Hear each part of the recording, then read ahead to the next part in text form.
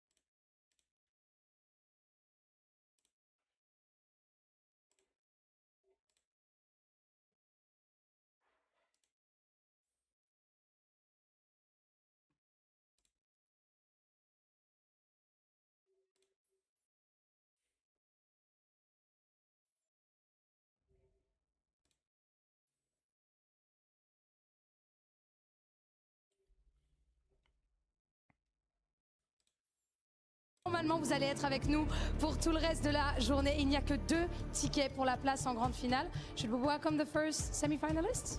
Absolutely. Please welcome, bienvenue, 100 Thieves!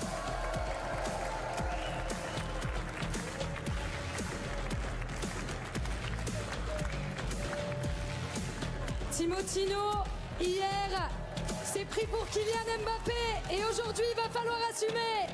Let's see if the 100 Thieves can steal the crown here in Paris. Absolutely oozing confidence. So far, you can see it on their faces. They are ready for the occasion and see themselves in that grand final.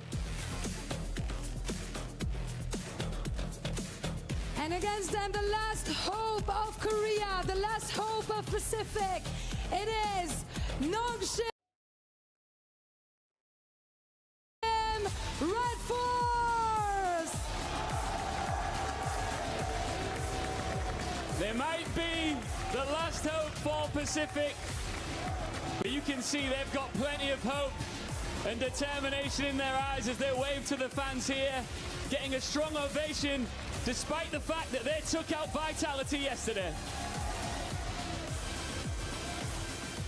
It's Americas versus Pacific. Time to pick your champion. Choisissez votre champion. Only one spot hangs in the balance in the grand final. Who's taking it?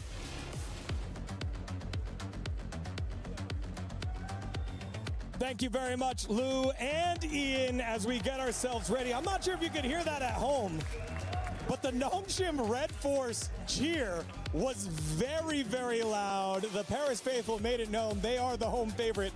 Possibly because they knocked out Vitality, possibly because they're not an America's team, but either way, it has been awesome with all the action here in the intros. But the ceremonies are over and it's time for the guys to get themselves into the server. Yeah, now we're going to be seeing Sunset as that first map. Little bit of a question mark from the side of 100 Thieves because we haven't seen them play yet. But for Nongshim, they actually lost this against G2. Yeah, very close encounters, right? But there has to be a reason for them to go into this Sunset. Maybe there were pride partners, like screen partners coming into the event, and they have seen a little bit of that Sunset, and maybe why 100 Thieves wouldn't want to play it. Maybe there are things that we just don't know about this encounter. What I do know, is now that I think about it, I do not want an Americas versus Americas final, so I'm actually with the crowd on this one. Listen, what if you vote for 100 Thieves but not 100 Thieves? I will do that if you do that with me. Oh, okay. I'm not making any promises. Anyway, back into Sunset. I don't want you, no, I don't want you to, I am okay with this, as long as you don't tell me at the end of the day, oh, because Nongshim won, I want to go with NRG. Just protecting myself. Listen, everyone knows I'm 100 Thieves stan. Everyone knows. Everyone knows. It's public, it's on social media, it's out there. I'm not scared to admit it. But that's why I'm really looking forward to Sunset, because Nongshim, their side, they've played that breach. They like to do a lot of those trap setups, fast splits into market, making sure they've set themselves up for success. But I don't know if that's going to work against 100 Thieves because they tend to cook up some crazy stuff to counter. They're really good with their duelist entries. They're good at baiting a lot of that utility too. And so I'm expecting from the side of 100 Thieves, maybe a little smile from NBS once again to make sure he knows how to counter. A little bit of a smirk. I think also that G2 did a lot of their homework for them because we already saw G2 being in this situation against Nongshim, having to bounce back, having to go up against them and just deal with the utility we just saying about the breach, and I think that they did a very good job. Could it possibly be that Nongshim is about to change something again? No way. Changing, perhaps? I think that would be super exciting to see two different comps we haven't seen before from both of these teams on a map. Sunset is back. Sunset. Everybody wants to know how are we going to be playing Sunset. I don't feel like there's someone out there that is 100% convinced there is the best in slot. Yeah, the meta is not defined yet. The play style is not defined yet. There is no set strategy to play this map. The map is just so new when it's come back with all these meta changes. The only thing I do know is I'm definitely expecting a Neon. Neon has been so good clearing that elbow, taking care of the mains, and it feels like we're gonna see something like that. But as the Agent Select jumps up on the screen here, we're gonna see that Nongshim, they're actually keeping that breach online, Kukuka. Yeah, they're keeping it online. For the side of 100 Thieves, they've decided for something along the lines, very vanilla, very resembling of what they do also maps like Haven. Bang on that Omen. Asuna is going to jump into the Phoenix. Tina with that Neon that you were mentioning in Athena, and the value that is going to have to find, especially with the performance that Timotino had yesterday, with them starting on the attack. Ball is completely in their court, to be a surprise here.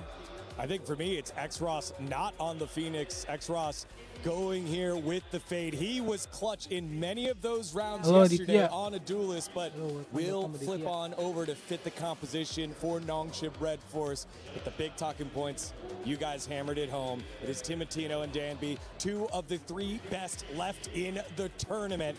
They're going to go head-to-head in this first map, best of three. One step closer to the finals with this map win as we send it on over to our casters for this matchup. Pacific versus Americas, Nongshim Red Force and 100 Thieves on the call. It's Tom and Mitchman. Thank you, Deacon. It's time to kick this one off with 100 Thieves stepping down on that stage, but I was surprised to see or to hear that Nongshim, I think they might have gotten the louder cheer out of the two. Yeah, for sure. I think maybe they've won some people over. Maybe the Gentleman's fans. Eliminating one or two people along the way might have helped them out. But I also want to talk a little bit about the veto going into this one. I came into today going, okay, both of these teams have a bit of a map that they're going to ban. Fracture for Nongshim, it went the way I expected. It's that Sunset that was the surprise. And I saw MBS coach of 100 Thieves earlier, and he had a grin on his face. He took out the split. He knew this map was coming, and it seems like 100 Thieves have a plan. But if it was a trap, Nongshim have gone, I'll take your trap and I'll raise you because we think we could beat you on this map anyway. Oh, different identities brought to the server here. Nongshim starting with the breach. You see the stun lined up and it's fired through already. Asuna not long for this world. They threw out a cage to try to help him, but There was no way back for him, and now 100 Thieves are sent scurrying, leaving this position with just Cryo holding it. Lots of traffic coming his way, but he hits hard and brings us back to a 3v3. Yeah, it's left an isolated player on the other side as well that has to be dealt with. Ivy had a phenomenal performance yesterday and is going to need another one. It's a dink connected, but it's not quite a kill.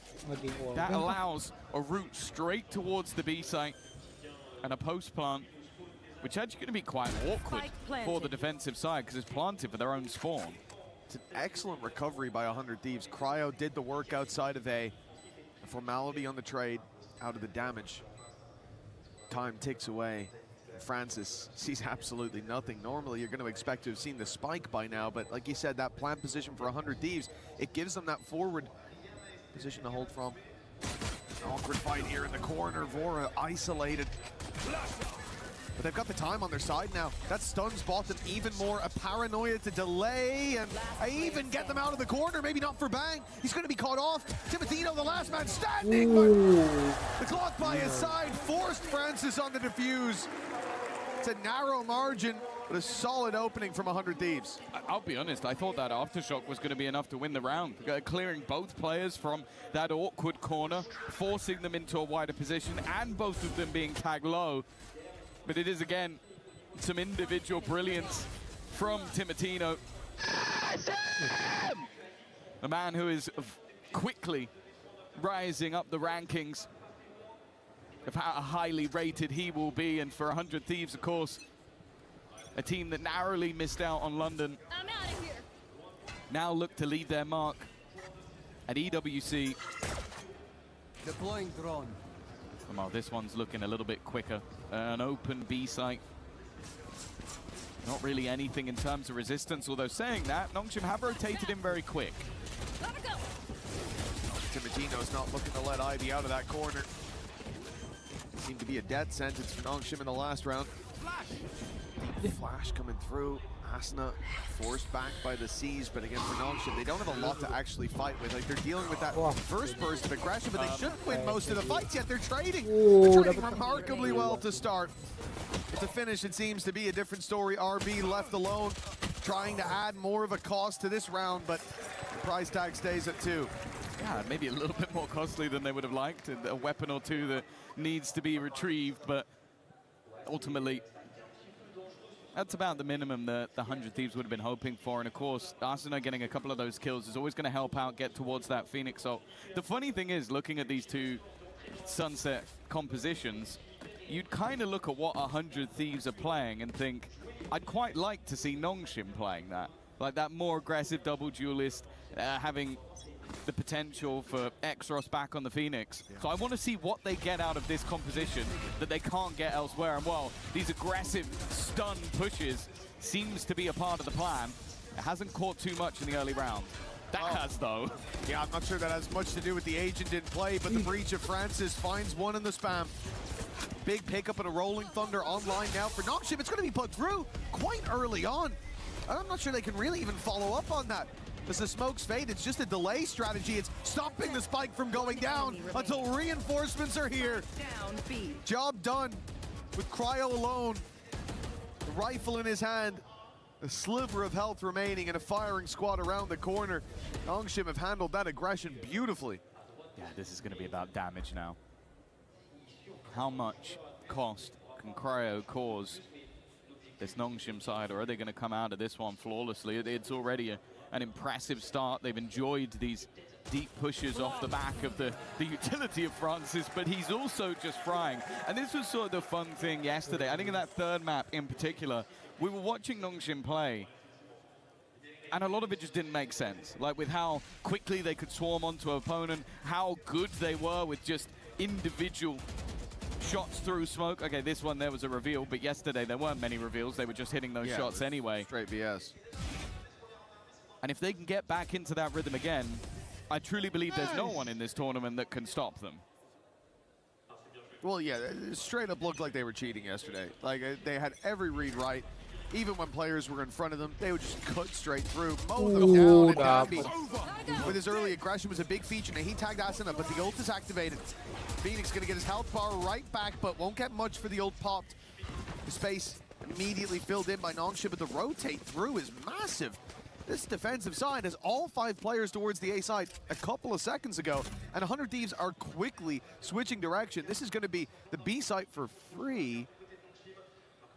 Oh, maybe not. Danger for Cryo, but okay, he's caught Ivy on the cross. Well, Exros has managed to rotate in, and just the spams have helped him. He's now in trouble, though. Revealed up at the back of the site. Danby now making a move. This is very isolated from the defense, but they are happy to make these moves alone. They have the individual players that can just take over rounds. And Danby, once again, maybe the best of them. He leaves it down to Cryo, and there's no hope with RB on the flank. There are moments where you look at what Nongshim do and go, that is one man against the world, but when that one man is Danby, that is enough. Yeah, it's the best thing as well, is seeing him be challenged by a wide swing Neon, that slide going through, the thing that so often buys him that first shot on his opponent. And he just domes him. He gets him right away, like, oh no, bro, you're not gonna catch me with those tricks. Look at this. Or don't. It was unbelievable seeing him flick so quickly. Take that backside control, and that's the thing, like you say, sometimes it looks like Nongshim make mistakes, and then you realize that they've just got the players who can thrive in those positions far more often than they should. Yeah, it's the same sort of thing we talk about when we look at a team like Paperex. It's like from top to bottom, they have so much individual skill. And yeah, sure, sometimes they'll get punished for it, but more often than not, they won't. Already, Ivy playing back into his utility. They're up against an eco, so you think they need to be careful, but they don't care at all. Cryo left alone. He'd hope for one. He'd pray for a second, but I don't think he's going to get anything from this round. They're just dancing around him, and it's Francis that ends up with the final kill. And look at them. This is a team in a semi-final looking for a spot in the grand final of EWC, and they are giggling. Yeah, momentum is a big factor for this squad. We saw that yesterday, heating up as the series went on, and they're coming off the back of that win. This is 11-3. For 100 Thieves, there's a lot to deal with, and you'd think coming in, it would be Ivy based on yesterday. It would be Danby in those big rounds, or maybe X-Ross. Or hell, RB behind the smoke. Jeez, that was ridiculous on Breeze, but Francis now the one leading the charge. And that is the thing. Work like this. Oh my goodness, Danby's already in there stalling. He's running it down, and it's a taste of what 100 Thieves will have to deal with across this half. All-out aggression, and they've dealt with every facet of it here. Only Francis left on 5 HP, and that might put Nongshim in their place. Yeah, this is what we need to start seeing from 100 Thieves is, okay, we know they're going to press us. We know they're going to be aggressive. We need to be able to soak up that pressure, otherwise they will continue to do it in more and more aggressive ways. This time, even with the stun, Bang was able to soak up a lot of that pressure, and a solid round from him individually.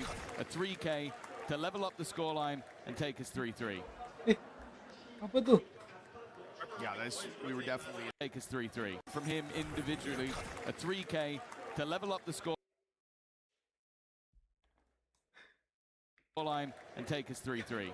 And then X-Ross, I think from then onwards, they won 8 rounds in a row. Like, it just, all it takes is for them to get into a rhythm, and it's going to be very important for 100 Thieves to deny that from happening. Because don't get me wrong, there's fantastic players on both sides of the stage. You don't end up in a semi-final without that being the case, but Danby is just running it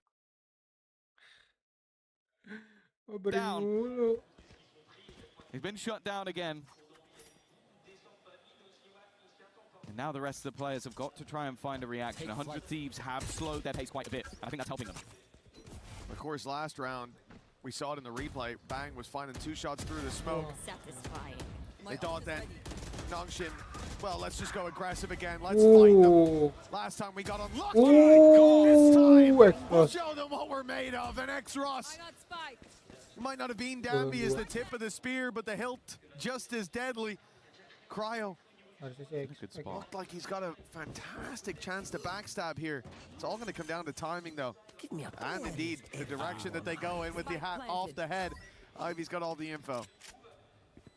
Yeah, X-Ross, I'll be honest, for the majority of this round, it looked like he should have been dead to rights. Nightfall, not going to connect. Both players have been able to dodge it. It does clear a lot of real estate. But those positions can be filled back in, and in fact, they have done. isolated Ih, fights, daí looking vem. like the most likely turn of core. X-Ross needs another, and it's his 4th kill of the round Aí vem already. eles. Looking for that last player. Oh! Perfectly! How does X-Ross make every move exactly as he needs it? And an ace already in our semi-final. We wanted to see that comp on the other side. We wanted to see Nongshim playing the Phoenix so X-Ross could have a chance to shine, but my God, it doesn't seem to matter He's insane. what he's playing. Look at that, the read couldn't be better. Doesn't even react. He's just made one of the most insane plays of the tournament, and he doesn't even react. My God. Sensational for Nongshim. That's the lead secured. And proof that it's not just Francis here today. Danby will not be deterred. He is pushing. He is pressuring. And he's tearing them apart. The big swing finally shut down by Bang. He's been the one to catch him a couple of times. The reason that Danby has fallen, but a 1 versus 3. The damage surely already done. Question of the TP. Just whether or not it's worth it. Saya pernah belum ketahuan. Ivy low. RB in an isolated fight, but he is normally the safer pair of hands, forcing him into Francis again. An opportunity for a 1v1. No group up just yet. Bang's done well. Looks to try and maybe bait the idea that he's going back towards the B site. This is where you kind of expect the remaining players to try and group up, especially with how low Ivy is. The possibility of a clutch has gone up massively. RB's in a pretty solid position, but again, they're somewhat split. Spike planted. Bang's looking Ya! Agak bersih itu. RB hits the shot, but that's a big risk from Nongshim to split up in a moment like that, to give him a chance. What about the rest of the round? Well, this is the 3rd round in a row. The Danby has pushed the same angle. And keep in mind, it started with him being shot through the smoke. Bang got a double to shut down the round before. The last round he ran out, immediately died as well. If at first you don't succeed, try again. And that's what he's been running. And it is just that confidence. That's the problem. You know, for this squad, I actually don't know what it takes for Danby to go, ooh, I need to tighten up here. I need to play. Maybe it was 3 in a row. We'll never know. We'll never know now. I'm not so sure. This is a tough one as well when you're the coaching staff, of course. NBS, Doom Bros, checking in with their players, and you're kind of in a spot where I think there hasn't been a pause call before this, because their players are going to be very clear of what Nongshim are doing. They're running it down. They're sprinting down mid, trying to fight you early, setting up a stun, putting in utility to try and make those fights awkward, and then kind of slaughtering you in those moments. And although we have seen 100 Thieves already correct in some of the earlier rounds where it's like, okay, we've been able to stop that, we've been able to deny Danby and then get aced by X-Ross, you then kind of go as a coach and go, well, yeah, you guys know what's happening. You know what's going on. It's just they haven't been able to find a solution to it, or at least a consistent one. Goes there. This goes here. For 100 Thieves, cracking the code is going to be tough on this one. Pistols brought in for Nongshim. A likely 6th. And of course, against the Nico, we all know what teams do. They push. At least to start. Nongshim went towards A main. They looked for it with Danby trying to swing around that corner, outlaw in hand. And he then holds the angle. This is a different face to Nongshim. They're going to play much more passive in that early fight, and the space they're containing allows those rotations to go through. I don't think 100 Thieves are going to be quite ready for this much presence from Nongshim. 3 players towards top mid, one of them being Breach as well, with a full kit to play off of. X-Ross as well, taking one through the walls. Certainly not going to help things out. A Paranoia perfectly placed gives RB a follow-up. And the Spike's now down in the open. Even when they don't push, their aggression being ready to rumble. Cryo bringing us back to a 2v2, and from what seemed to be a secured round for Nongshim moments ago, there's now a battle on our hands. Again, split between right on the edge, waiting patiently. Bangs won that fight as well. It's left to Danby, and it's a thrifty round that comes through.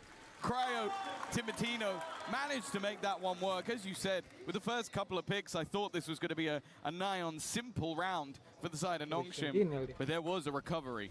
Well, I think it was a simple round. They had tempered aggression to start with. It worked well with a trap setup on top mid. They pounce on the back of it. This is something we saw from them yesterday. Their defensive sides were really annoying to play against because they were constantly setting up these little traps across the map. They do that here with the early aggression from Danby.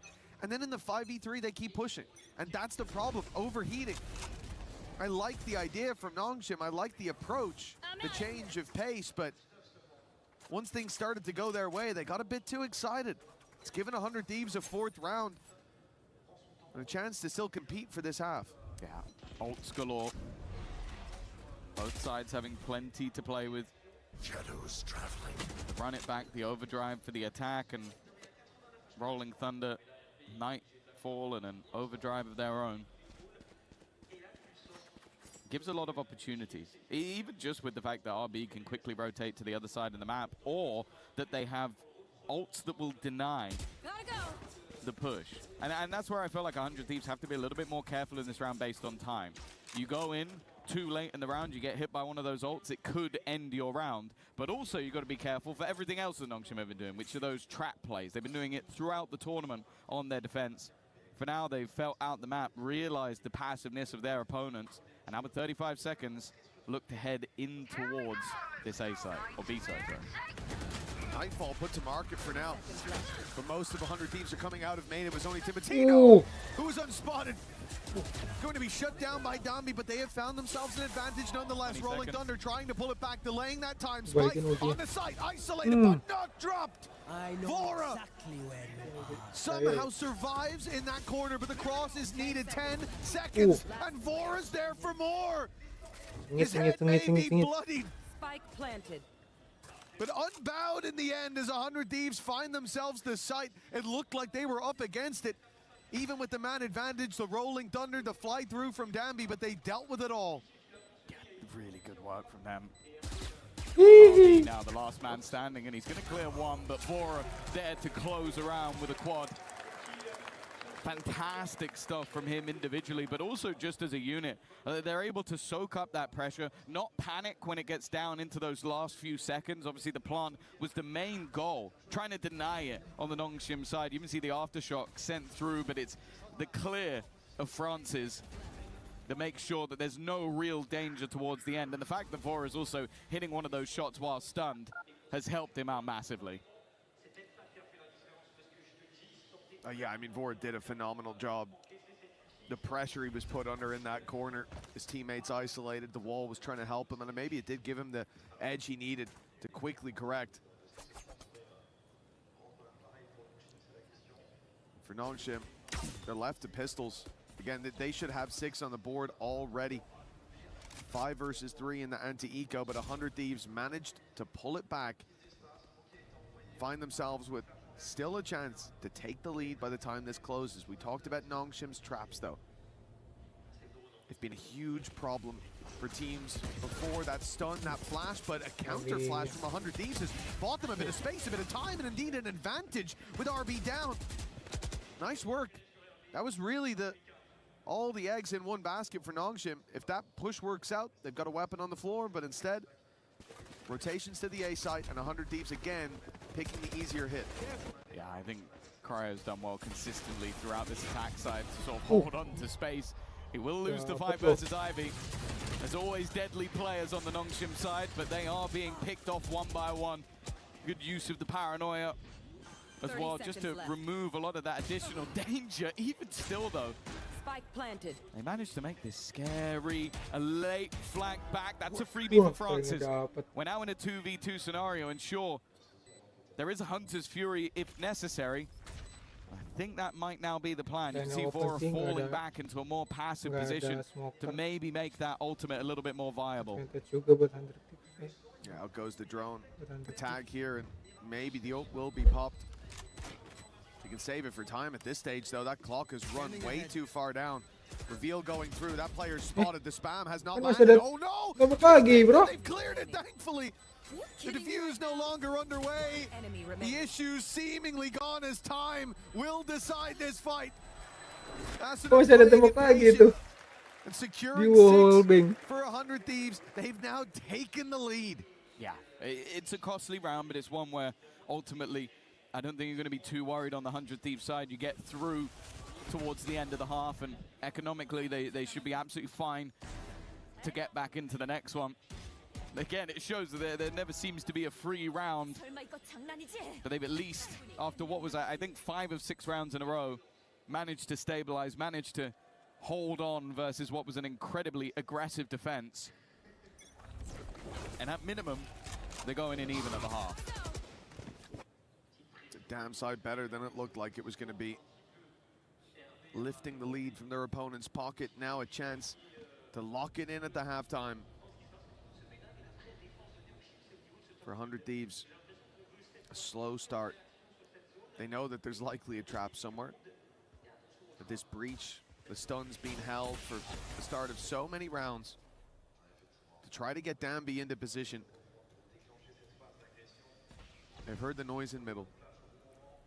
Danby is patient for now, but that time was soon to come that he would go pushing forward. Look at 100 Thieves though. They immediately fall back, using even the Phoenix Blaze wall just to isolate off that angle, make it harder for Danby to push through, to cancel his aggression. And that's what they're doing for the entire first minute. They are waiting for Nongshim to give them an advantage. And instead, it's Nongshim to take it. Yeah, cool. Just spam the smoke and get an opener. Back towards the B site. 30 seconds left.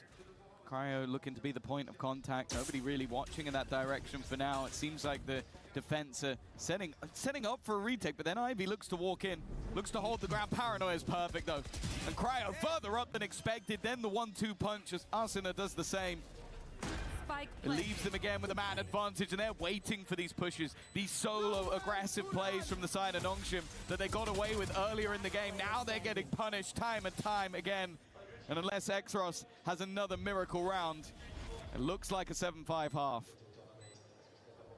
100 Thieves figured them out. They did indeed crack the code. The vault is wide open as Nongshim's aggression punished. Whoa. That's beautiful from Exros. Good prediction. But it's not enough for Nongshim. A guaranteed 6th round seems to be on the board. We finished the half 7-5 with 100 Thieves stealing the lead out of Nongshim's back pocket. That one has gotta hurt. This felt like a series that they had control of, and especially because they were losing those rounds based on overconfidence, based on overplaying their hand. Well, you have to bear in mind as well that this feels like a punish pick for the side of Nongshim. This is them going, okay, you're not going to ban a map that you've been banning throughout the whole tournament. We're going to pick it to punish.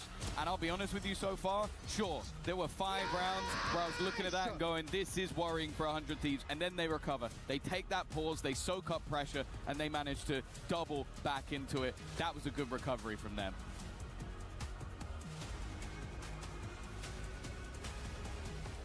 Yes, a familiar face here in the arena. Vous le reconnaissez peut-être, c'est pas le coach de Vitality qui m'a rejoint, Vitality coach Paul, here with me. Yesterday you were on stage, today you're with me. I'm sorry, it's a pleasure to be with you, of course. I wanted to know, because you faced Nongshim yesterday, right? You must have watched their VODs, etc. So I wanted to have your little insights and thoughts on why they're a great team according to you.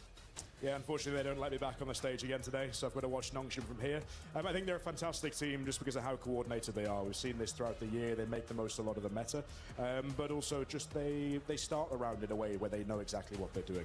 Halfway through the rounds, they then make a really clear decision. They know exactly what they're doing, and then they've got a huge amount of talent to clean up at the end. Yeah, who's their best player? I think Danby got Neon nerfed at the beginning of the year, but I think it's Ivy so far for me. I think he's put in a fantastic performance this event so far. Fair enough. Danby and Ivy, du coup, première question, vous avez affronté Nongshim hier, c'était compliqué.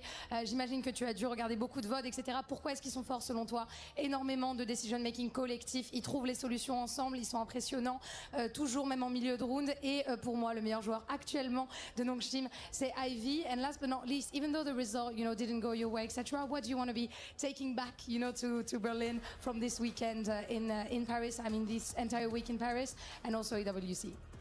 I think we've been enjoying a bit of the weather, and the sun's been nice to actually be in Paris and be somewhere else. But I think ultimately the biggest thing is just getting to see the fans, getting to see all of you guys that have come to actually support. Unfortunately, not today. But yeah, being able to actually share a little bit more time with the club and feel like we are part of something that is a lot bigger than us. So it's nice.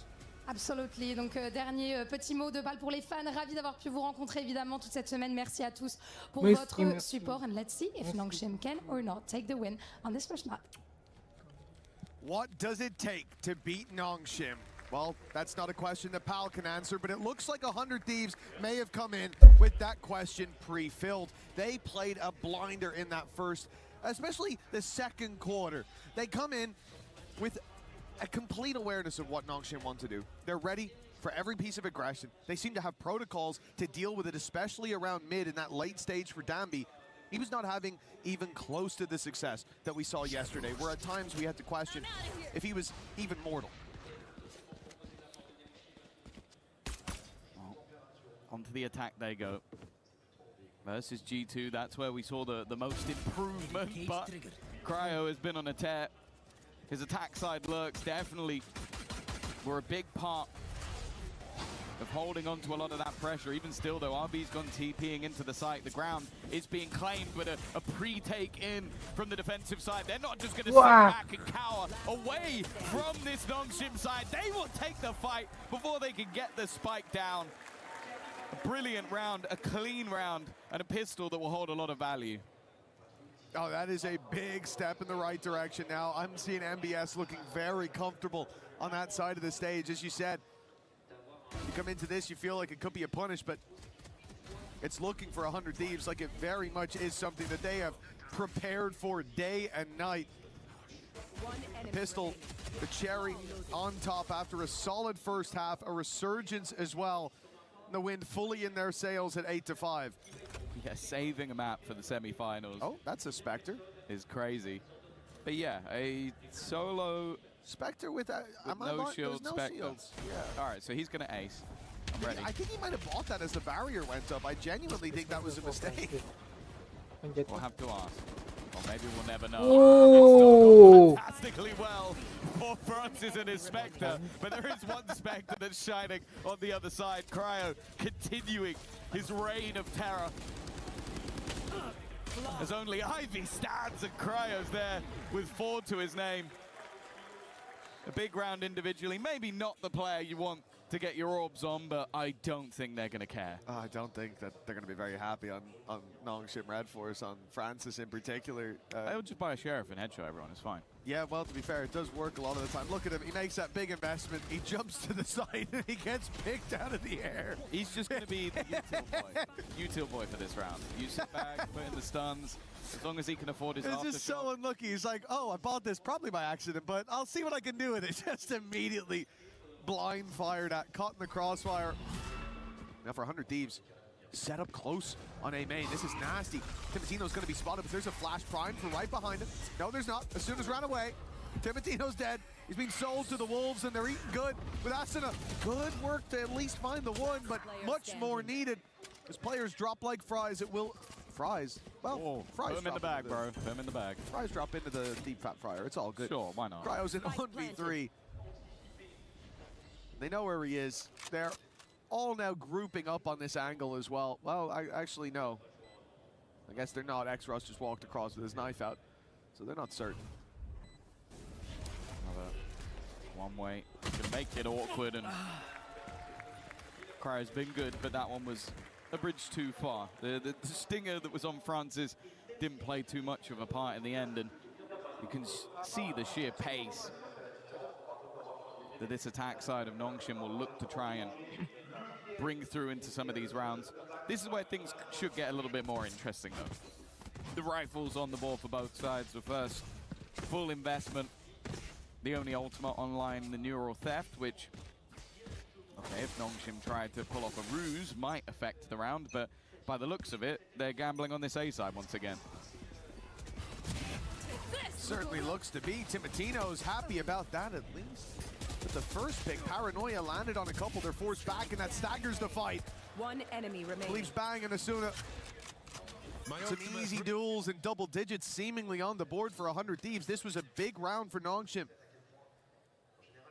The rifle for Ivy. Left on the other side of the map, and I think now they're going to start to get an idea of what 100 Thieves are looking for early on. Like, it's been a lot of presence on that A side. A lot of utility swinging out, not just from Timatino, but it's the fact that Asuna's there. You have the Phoenix flashes, you had the paranoia from Bang coming deep. Okay. That was nice and clean. I like the reposition, but I think he stepped a little bit too much. I'm almost certain Vora heard him, and there's a ping on the map right here. Yeah, he's got those pieces of info connected. Double digits locked in for 100 Thieves. Yeah, it looks like they're fairly in control of this at this point.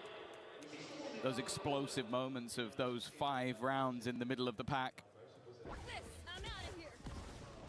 It seemed like it could be the same steamroller that we saw yesterday. And then 100 Thieves have learned to soak up that pressure. They had responses to that same side A aggression that they failed to hold in the last round in their bonus. And already we're going to see the pause out of Nongshim. Now they are a team that are quite happy, if the moment feels right, to invest even 2 pauses back to back in a row if they feel that they are necessary. But it looks like we're going to have them talk things over in this circumstance to see if they can find a solution, and quick as well, because you coming up with that punish, sure, I don't think that I sit there and look at Lotus and feel like it's a dominant in either side. In fact, both teams have beaten an EMEA team in overtime. Those are the victories they've had throughout this tournament so far on Lotus. But even still, when you go into Sunset, a map your opponent hasn't played, and they look this comfortable, it does seem like 100 Thieves are coming today with a game plan. I will look at Nongshim as well, though, and my genuine wonder is, have they tripped themselves up? They're still playing the game the way that they want to with that late round aggression. Think of the defense, the round that we said they should have pushed up to 6 on, and even more perhaps. They end up in a 5v3 off of playing the comp the right way, but in the late round, with the advantage, they go back to their scrappy style. They look for the fights, they push too much. And the comp isn't really allowing them to do that. It's a burst of aggression, it's a trap play, and a reset. Nongshim skipped the resets, and now they've been put miles behind. A chance to fight back here. Rifles in hand for a majority, but Danby down already. Yeah, they've managed to at least deal with the ult. And then Ivy's hit the shot to Timatino. That's going to level the playing field. Shot dart into the back of sight will do damage, but the kills are going one way and one way alone. In fact, they're all going the way of Nongshim. A back and forth on this A side of the map, but some very low players. RB, one of them, 2 HP. Flash, he's going to re-peek on 2 health. That's almost too easy. Weapon now retrieved, but Francis holding in the corner might just have done enough. It comes down to 1. Cryo has been the best player so far, but that time has been ticking for quite a while. And his opponent in Ivy is just waiting for him to try and make his move. He'll get it to half a leaf, maybe even try and stick it a little further. Shot the last second. Has he got the defuse? Cryo once again! It's going to close out a round for 100 Thieves.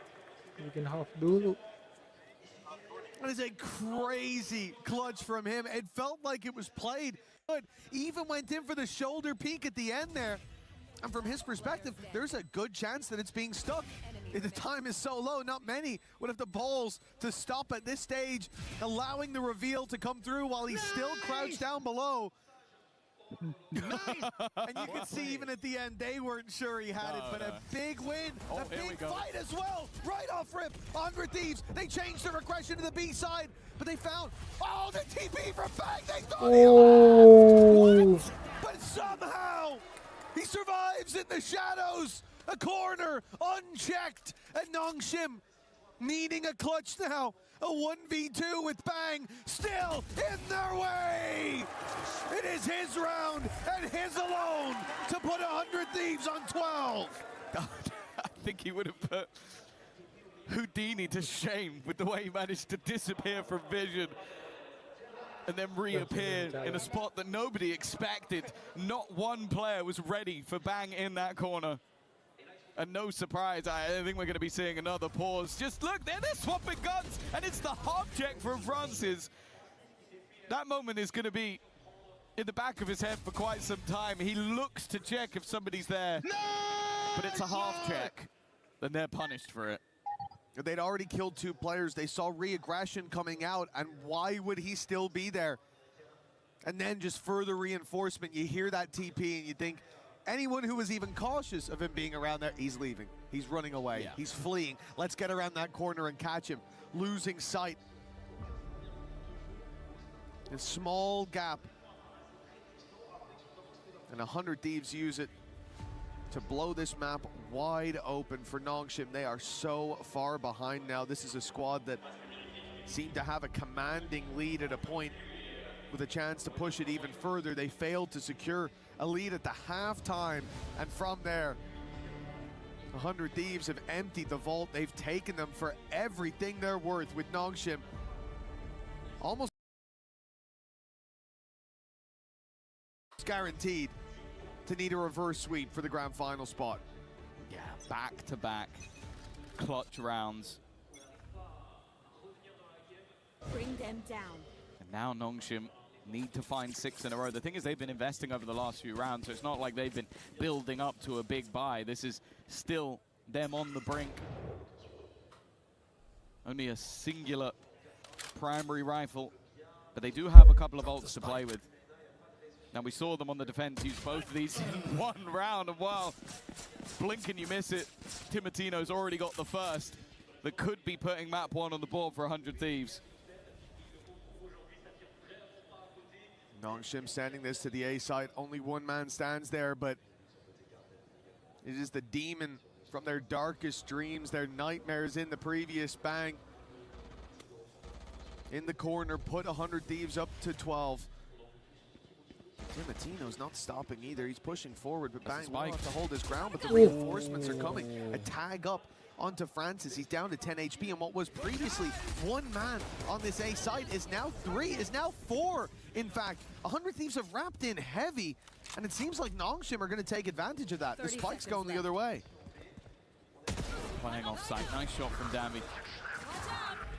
He tries this as a ruse. The TP is going to give the information that they are outside that side of the map already. Rolling Thunder in, but it's not going to connect onto anybody. They'd left that back moment of the site. Shock dart in. Plant will be coming through with 7 seconds to spare, and this flank could end up being everything, but he needs to get a move on.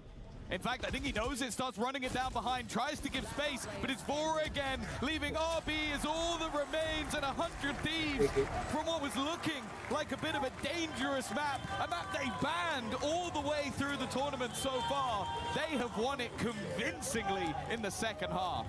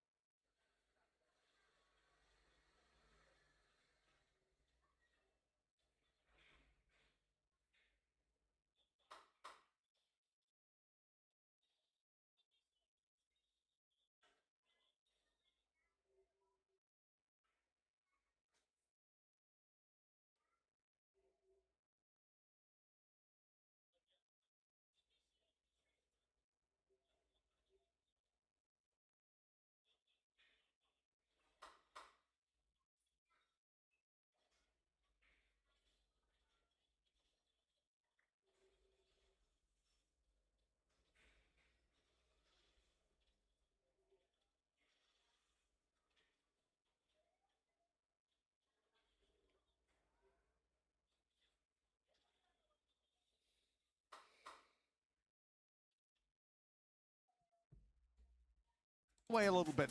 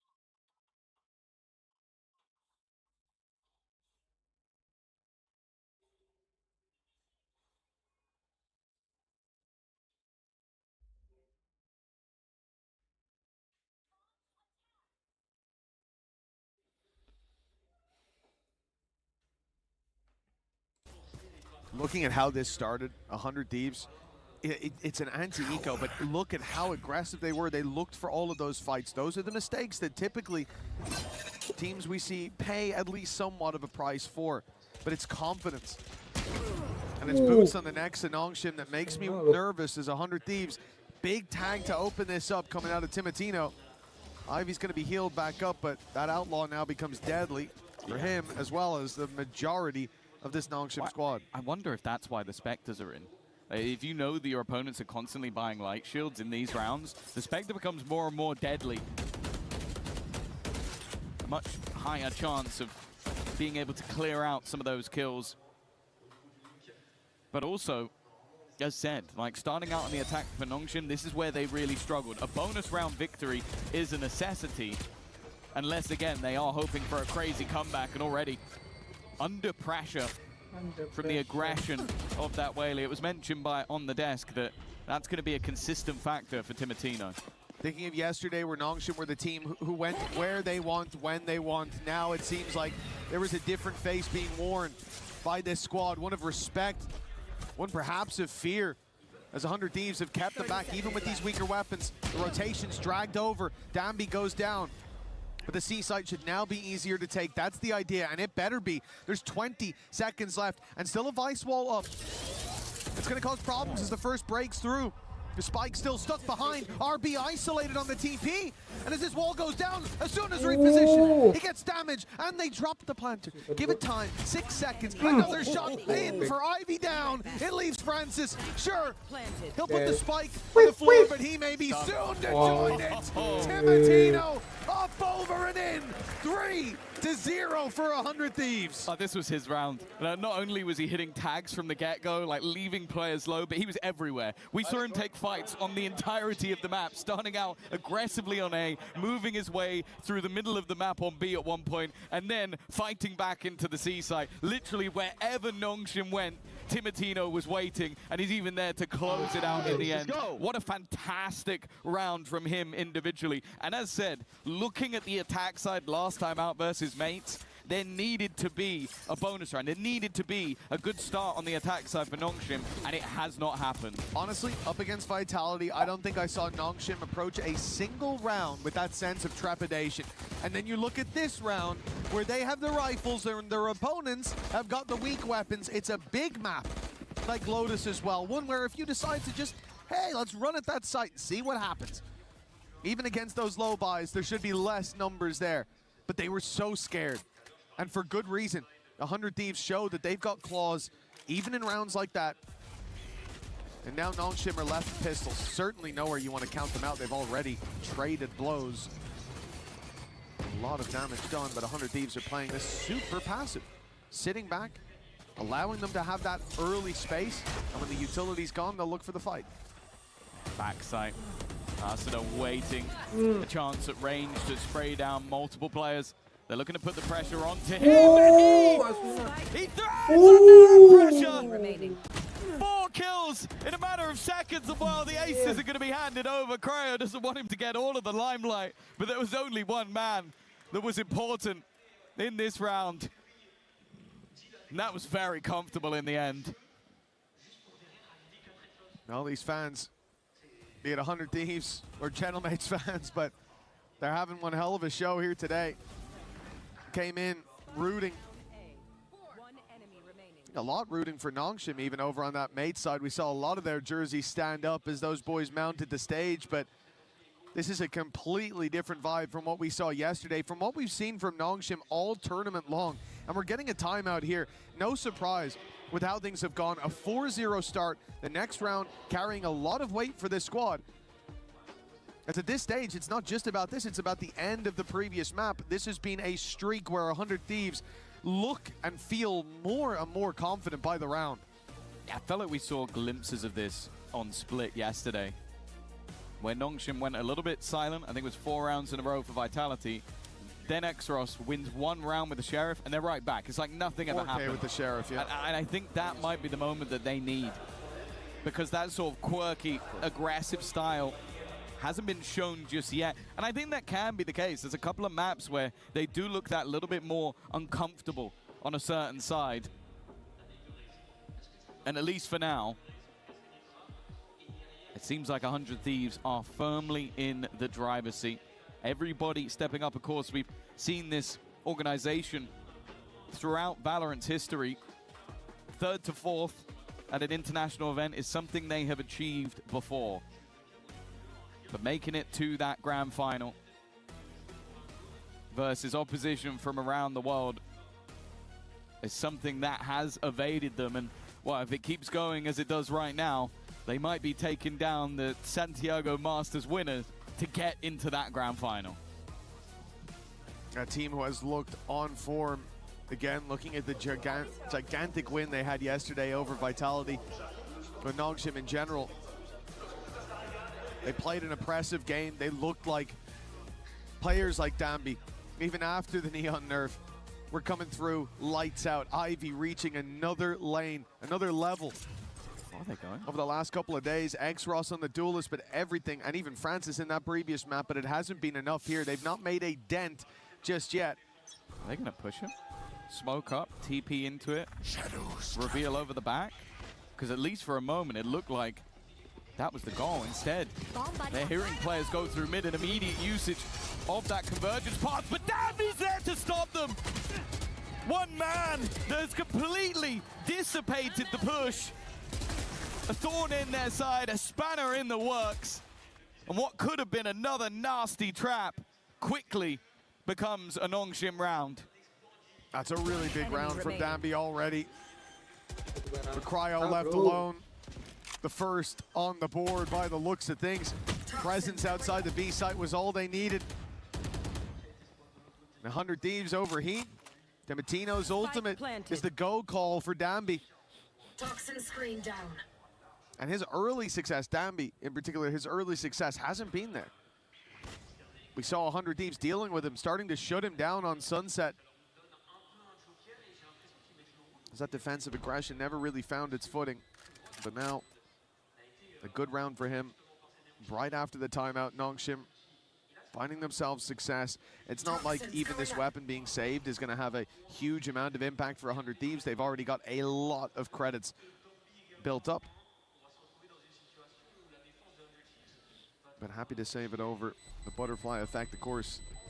No point messing with that. Well, no, it's Chipping away at your own economy for, what, a couple orbs? Well, this is it. Like, look at this as well from a Nongshim perspective. Like, you haven't managed to get any rounds onto the board just yet, and when you do, you win it flawlessly. Like, you get that economy boost, you get yourself an opportunity to really build into this game. But it's one where I don't know if it's recreatable. Like, you had a hyper-aggressive move to try and trap them in the B site. Two players were waiting, I think just got baited out, and then just a swing through the smoke in classic Nongshim style is what ends up turning the round in their favor.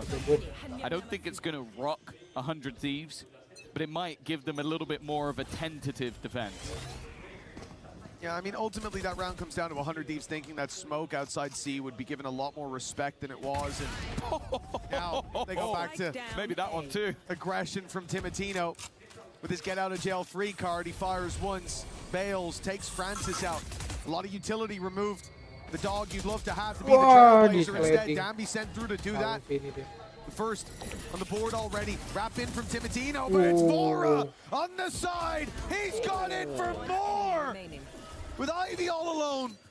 The 2 kills under his belt already. The spike still needs to be recovered. The ultimate could help, but getting into a position to use it is difficult. He knows that there's an operator on that site. He's cautious of it, but unaware of Asuna. I think you're witnessing some of the value of that Viper wall as well. Like, they put that deeper smoke down, and then just the Viper wall goes up. Timatino walks through the smoke. He knows that there can be nobody on the other side because they can't have been there yet. They drop the wall. That's the opening pick. This, though, from Vora is a little bit more magic. Just having 2 players attempting to cross and then even predicting where that third player will be. He's the one that wins the round, but I really want to see how Nongshim are going to deal with fighting around that Viper wall, because it can't be as simplistic as let's just walk out and think our smoke has done the work, because we saw in the last round that Timatino is more than happy to challenge that space. Of course he is. With an AWP and a refract, why not? Aggression again with Ivy waiting this time. Unaware that there's a second part of that attack, but it has been spotted now. Asuna pops the ultimate. Interesting. In their spawn.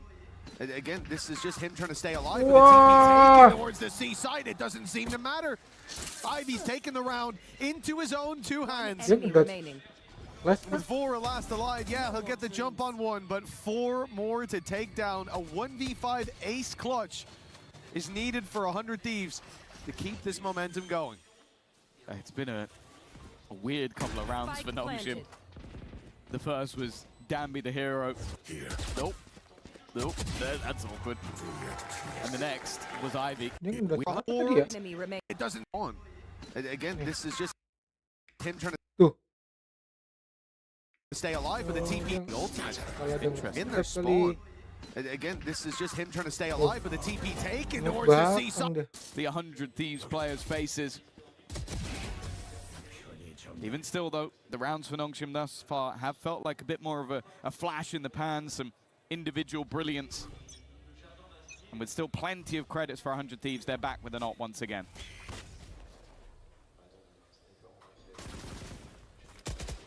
100 Thieves towards that C site. You can see the Bang is stepping up a little bit, taking some space. The operator right around the corner. The dog on its way. Of course, he can always just TP out even from that spot. Exactly what he'll do. It's because of that he's able to survive. And this early round for both teams is them sitting back, waiting for their operators to be challenged, waiting for someone to peek out around the corner. As of right now, a stalemate. It really does put the pressure on towards Nongshim. Door open. They've sent Vora running. Dive in from Timatino as a result, but he spotted one outside A. For 100 Thieves, there's not much they can do here. There's presence all across the map. Also with the showstopper, they can kind of go late into this sort of round. And with the Nightfall on the other side, there's even an element for 100 Thieves that might just want to try and play this as a retake.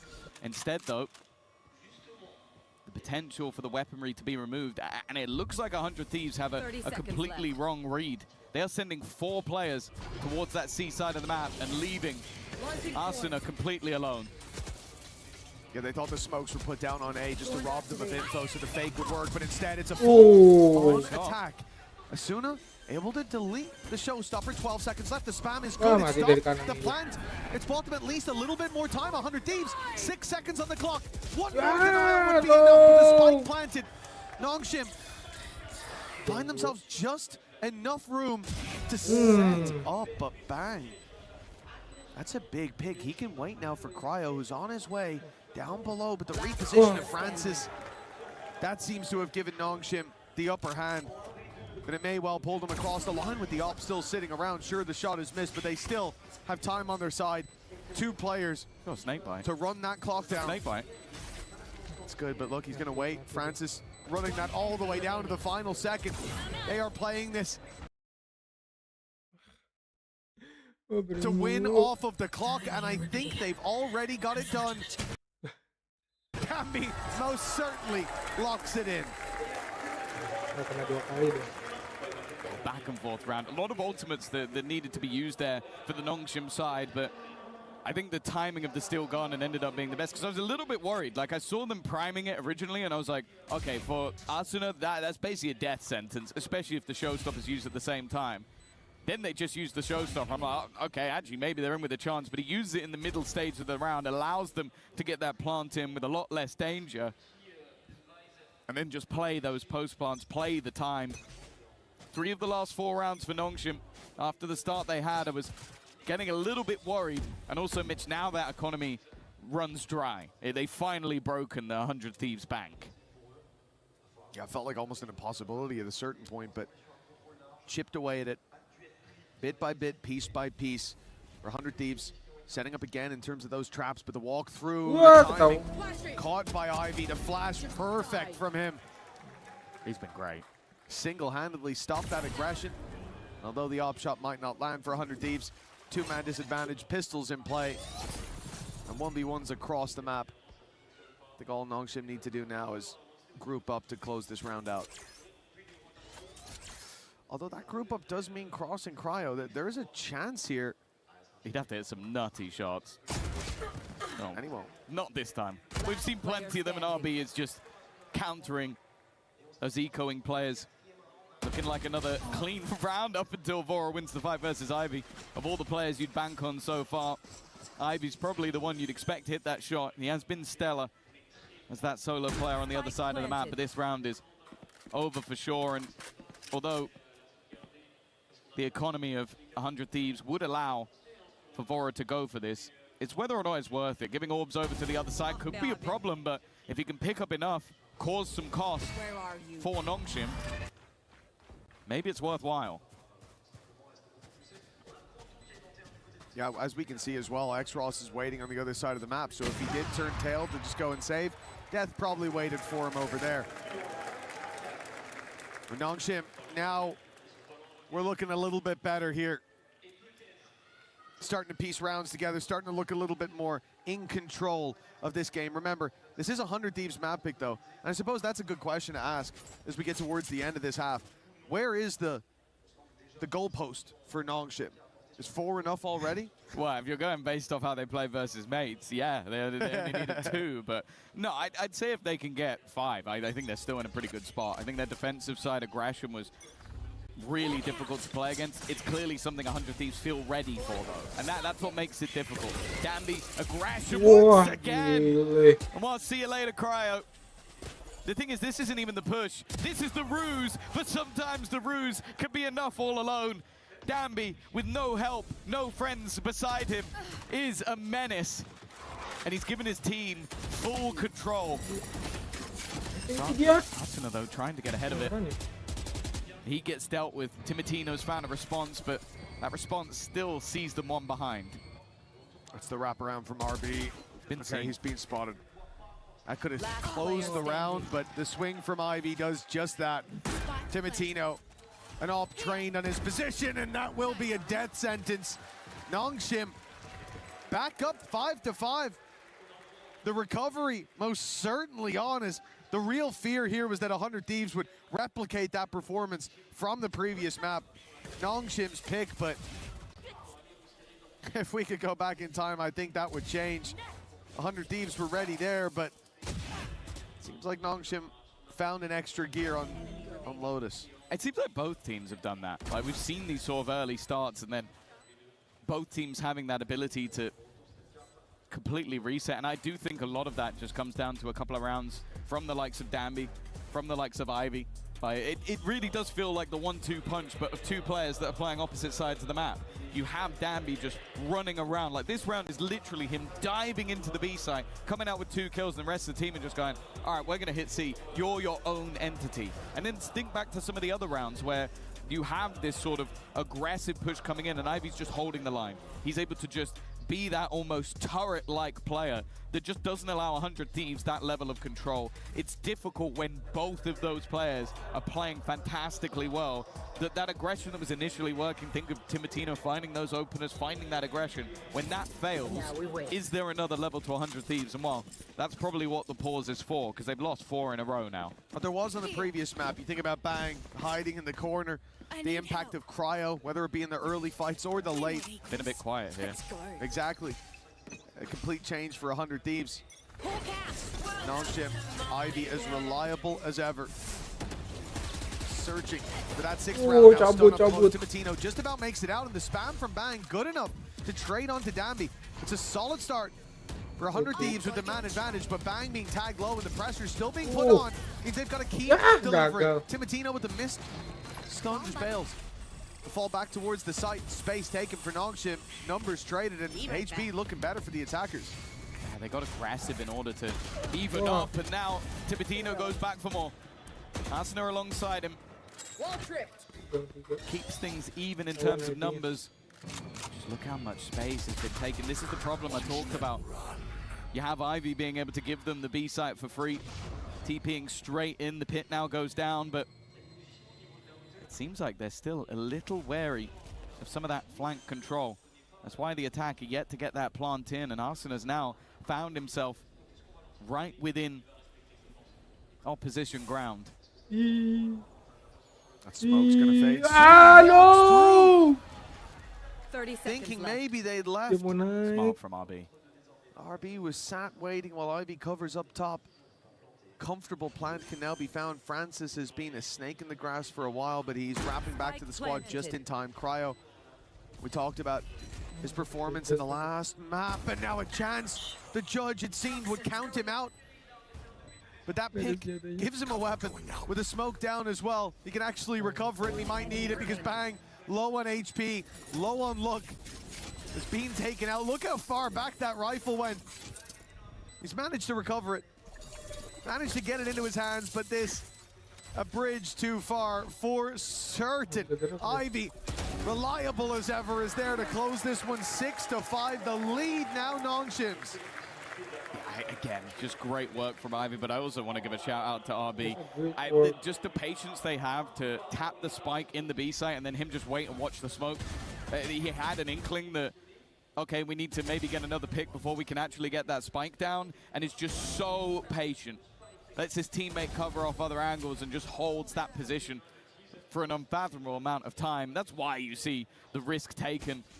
There was no information for 100 Thieves at that point in their early start. Their 5-1 lead has diminished into nothing.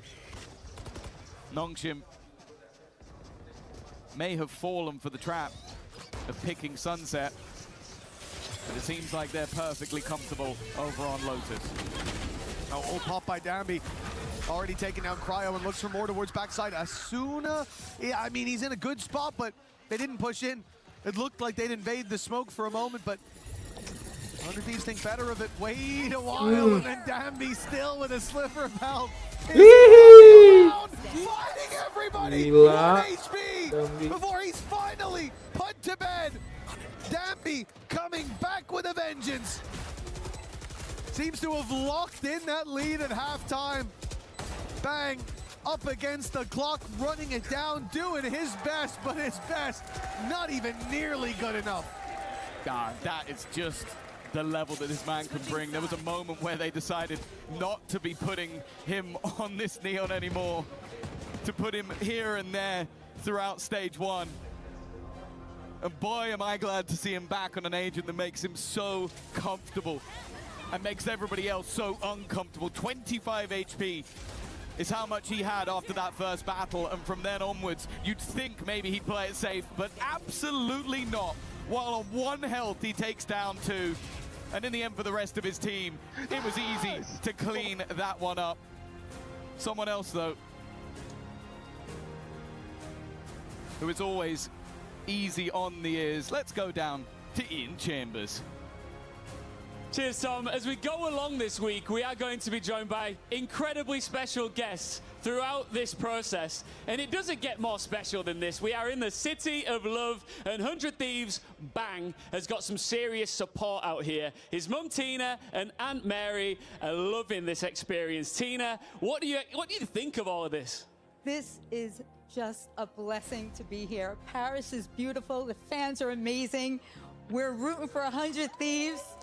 So proud of Sean, and we know that they are going to win.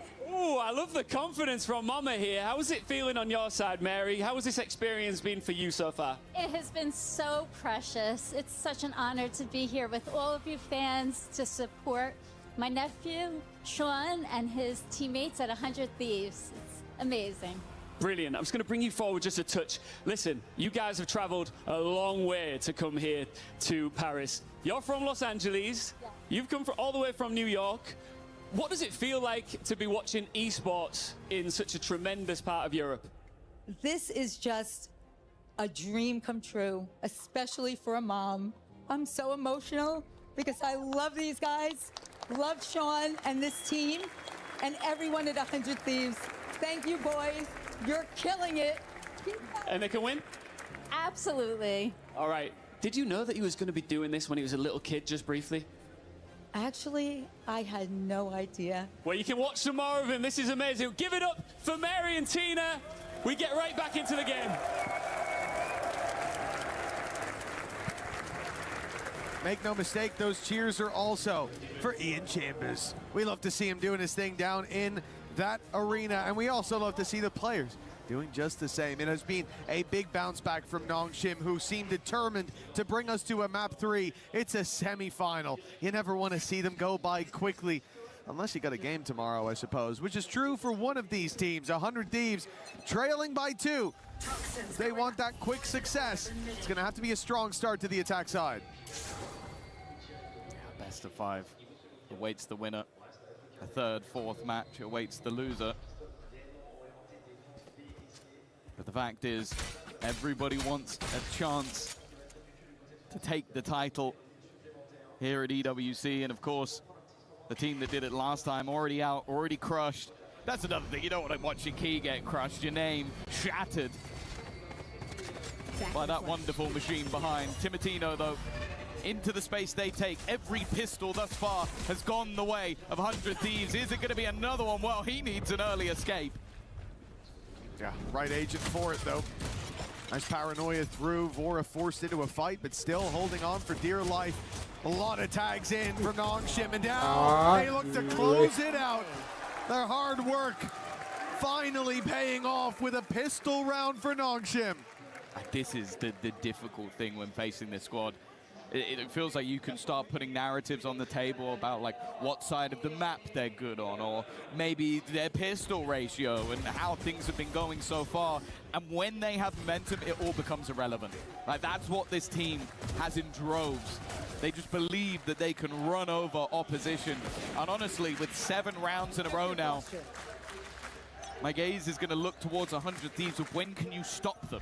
When can you slow this team down? They did it in the last map, but they did it slightly quicker than this. And of course, in this round, oh, not a single upgraded pistol. It's just going to be the classics.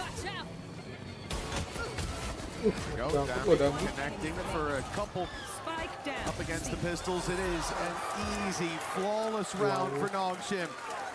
That's certainly going to get the confidence back into play for this squad. Like you said, for 100 Thieves, the question is, can they stop them now? Can they slow them? We knew that Nongshim looked like a completely different team on the last map. Deactivated everything that worked for them before, stopped working for them over there. A lot of that I would put down to the composition that was in play. But now, everything that was there is back. Ivy's having the game, or more so, the tournament that he was. Dambi is doing Dambi things. But 100 Thieves are buying rifles.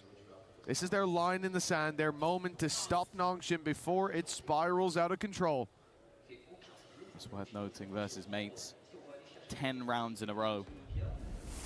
It's what Nongshim won to bring it back. 100 Thieves have got to try and stop that early, but they're very nearly there already. Much earlier than last time out, and an aggressive start. But it seemed like the Thieves had it under control. They were patiently waiting instead. It's an early trade of damage. RB still going back in and very nearly clearing Vora. While cowering in their spawn, the Thieves have managed to cling to life versus the bonus. But they still have no idea where Ivy is.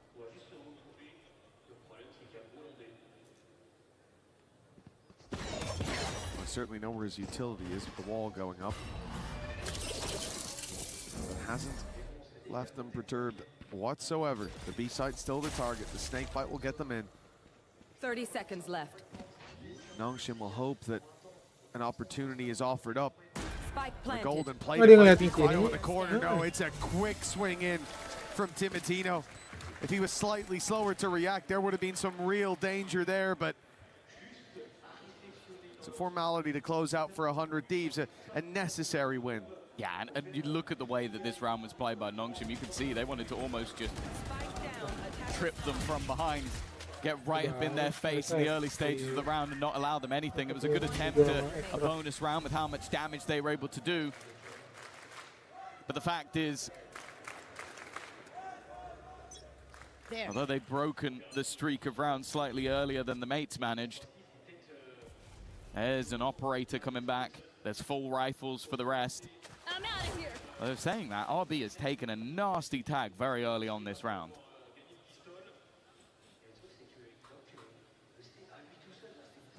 A lot of this is going to come down to Dambi by the looks of things. The rotations as the heals go through onto RB on the A site. There's only one man on C. Some utility to help him out. The vice wall reposition will delay them somewhat. Indeed, a flash over has stopped them almost completely, but 100 Thieves seem to be... Oh, Ivy! That's a sneaky play to get right through. Timatino did not see that coming, and it's given them the early info on the rotation that the Rap is coming over to this A site. You've already got X-Ross on the cross, but the Viper wall cuts him off. 100 Thieves even then challenge through it. Take him down. Put us into a 3v4 with a big pick from Francis. Puts the advantage back. Stun creates an awkward position for Asuna. Isolates both players, leaving him stunned. Now they need a hero. That's a nice shot from Bang, but he has to do everything, and as he looks to move forward to take a fight, he is caught from behind. As said, they may have ended the streak, but that hasn't changed the outlook. The third map seemingly on the horizon, as there is no brakes on the Nongshim train. There's a really nasty pickup by Ivy, especially. Like, if Timotino's still alive in this fight, considering like he's been the one looking for those deeper challenges, there's more pressure onto someone like Danby. There's more bodies there. They needed it. The important pickups found by Ivy. The formalities there for Danby, and 10-6. As a result, the pistol, it gave them a leg up, but now it looks like they are miles ahead. 11 almost guaranteed with 100 Thieves playing in eco. The pistols have come through. So far, these kind of rounds have been big money-making opportunities for Nongshim as well. They've been pretty clean. You have to hope for 100 Thieves that they can at least draw blood. And the worry is that since their lead, it's only been a singular round versus a bonus. 100 Thieves haven't given us anything in this map other than those first 4 or 5 to make us believe that they are going to take this in a 2-0 fashion. Nongshim have not been winning games cleanly, but they have been winning games.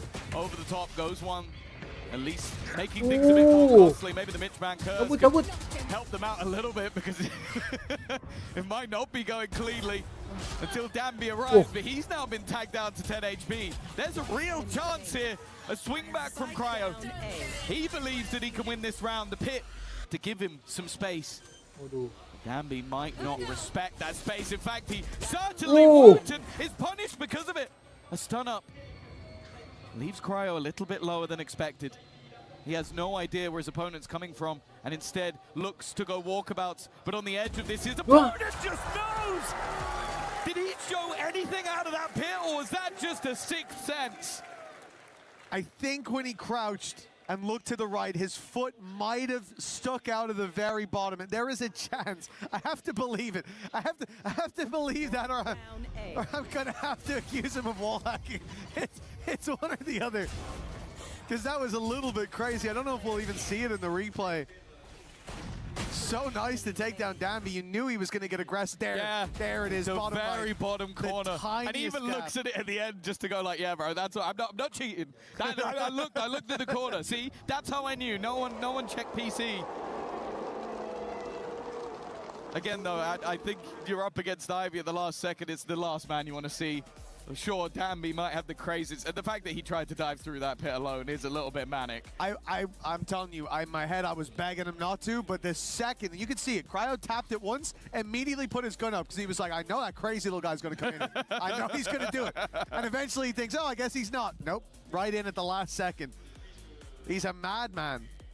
And I think that is something that for 100 Thieves, like, they've come into today very ready for it, because it's one thing to go, oh, he's going to push you all the time, but then there comes this point where, again, I look back at Sunset, there's 30 seconds left on the clock, they're sitting in mid still, and someone's surely going, I don't think it's too late, he's not going to push, and the right call there is, no, he is.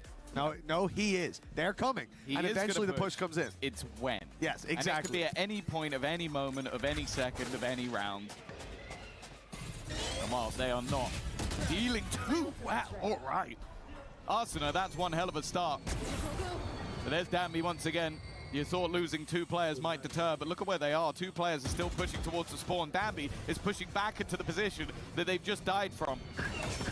The A site is known to be the more vulnerable.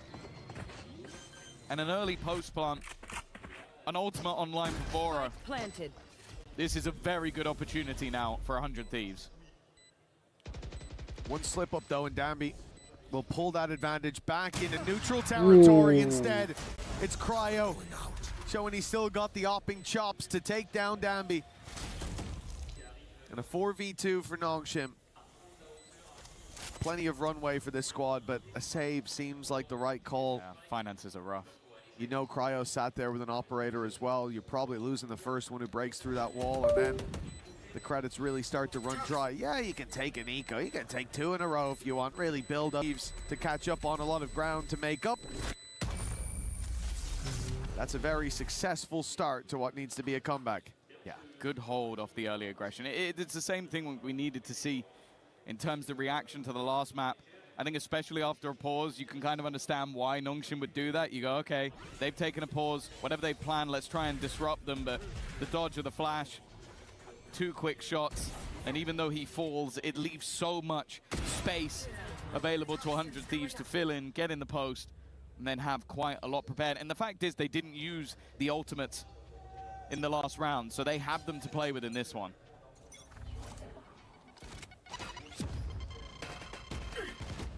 A few tags up for Cryo early on. He hoped he'd get his reward with a late push-up, but it is an operator stalemate that I think is about to come to a head. Cryo peeking through the wall will block Danby off. And Danby just sits and waits. While that stalemate's playing out, you can see that 100 Thieves are starting to scrap towards the C site, attempting to pull those rotations to get peeks out on the A site by pressuring the other side. But that peek never comes through. Danby, the most aggressive player that I think I've ever seen in the game, has sat in a corner for the last minute, staring at this angle, waiting for somebody to come stepping forward. And even as this wall goes up and down, this man refuses to move. He is waiting for a reward that he knows is on the way. Gotta be careful though. But now he's in a bit of pressure, a bit of trouble surrounded like this. Another angle. I don't know how Francis isn't aware of that. 30 They seconds. were very clearly documented buffering mulu lagi. by Danby. Hey! He actually misses. Meleng Danby-nya. He is human. Now the overdrive comes in. Late flank caught. Showstopper popped immediately. 18 seconds for 100 Thieves. And the TP almost seemingly used as a bit of a ruse. Instead, it's going to work out. 10 The seconds Showstopper left. is taken down. Nice, The remaining players looking to try and find a way back in. Timatino's position is perfect, though. Already executing one. The swing in from Danby, though. He's been handed a rifle. Given the opportunity to try and break the lines of the opponent's bang, playing up close is not long for this world. And now the deeper positioned players need to try and hold the line, but it's all down to Bora, and he will not be able to. 12 found by Nongshim, 1 away from a third map. This is the Nongshim we were expecting to see here today. We saw them pressured in the first map and they crumbled underneath its combined weight from 100 Thieves, but now Nongshim, they come back fighting into every single fight there, every duel taken. It's taken with confidence. A big difference to that previous map, a huge turnaround, and indeed a scoreline that's almost a polar opposite of the previous. 12-7, 5 chances to close this out, and I think Haven is owed between these two teams. I feel like both have had their time in the limelight in this series, but we want to see both Titans standing tall at the same time. I want that Phoenix battle. I'll be brutally honest with you. That's what I've been most excited for today. We've dodged it so far. RB, what is this? RB, what are you doing? This is madness in the smoke behind the entirety of the opponents, and now his teammates look to swing in. They've dealt with it reasonably well, but Francis then drops the spike. RB maybe making the most aggressive play of the day, and Francis is there to close it. Nongshim will not go down.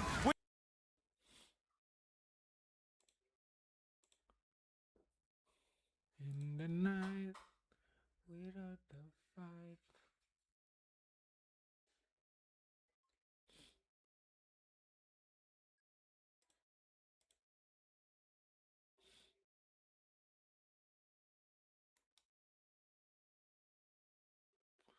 We will not go down, 'cause that's a night.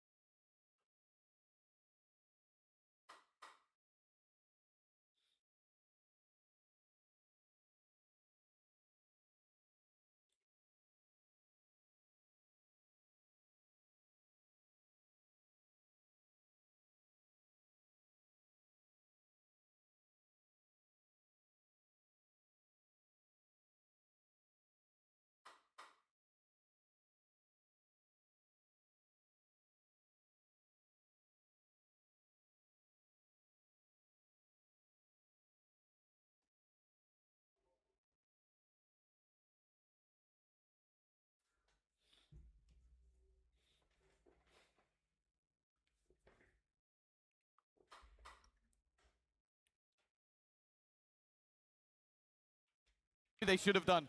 Ivy's reign of terror was something to behold on the previous map. Timatino has been excellent in these pistol rounds. Still 3 of the 4 have gone the way of 100 Thieves. Will they turn this back to their 4? Cage triggered. Well, they start with a disadvantage, but not for long. Cryo bringing us back to even, but the spams and the smoke is deadly both ways.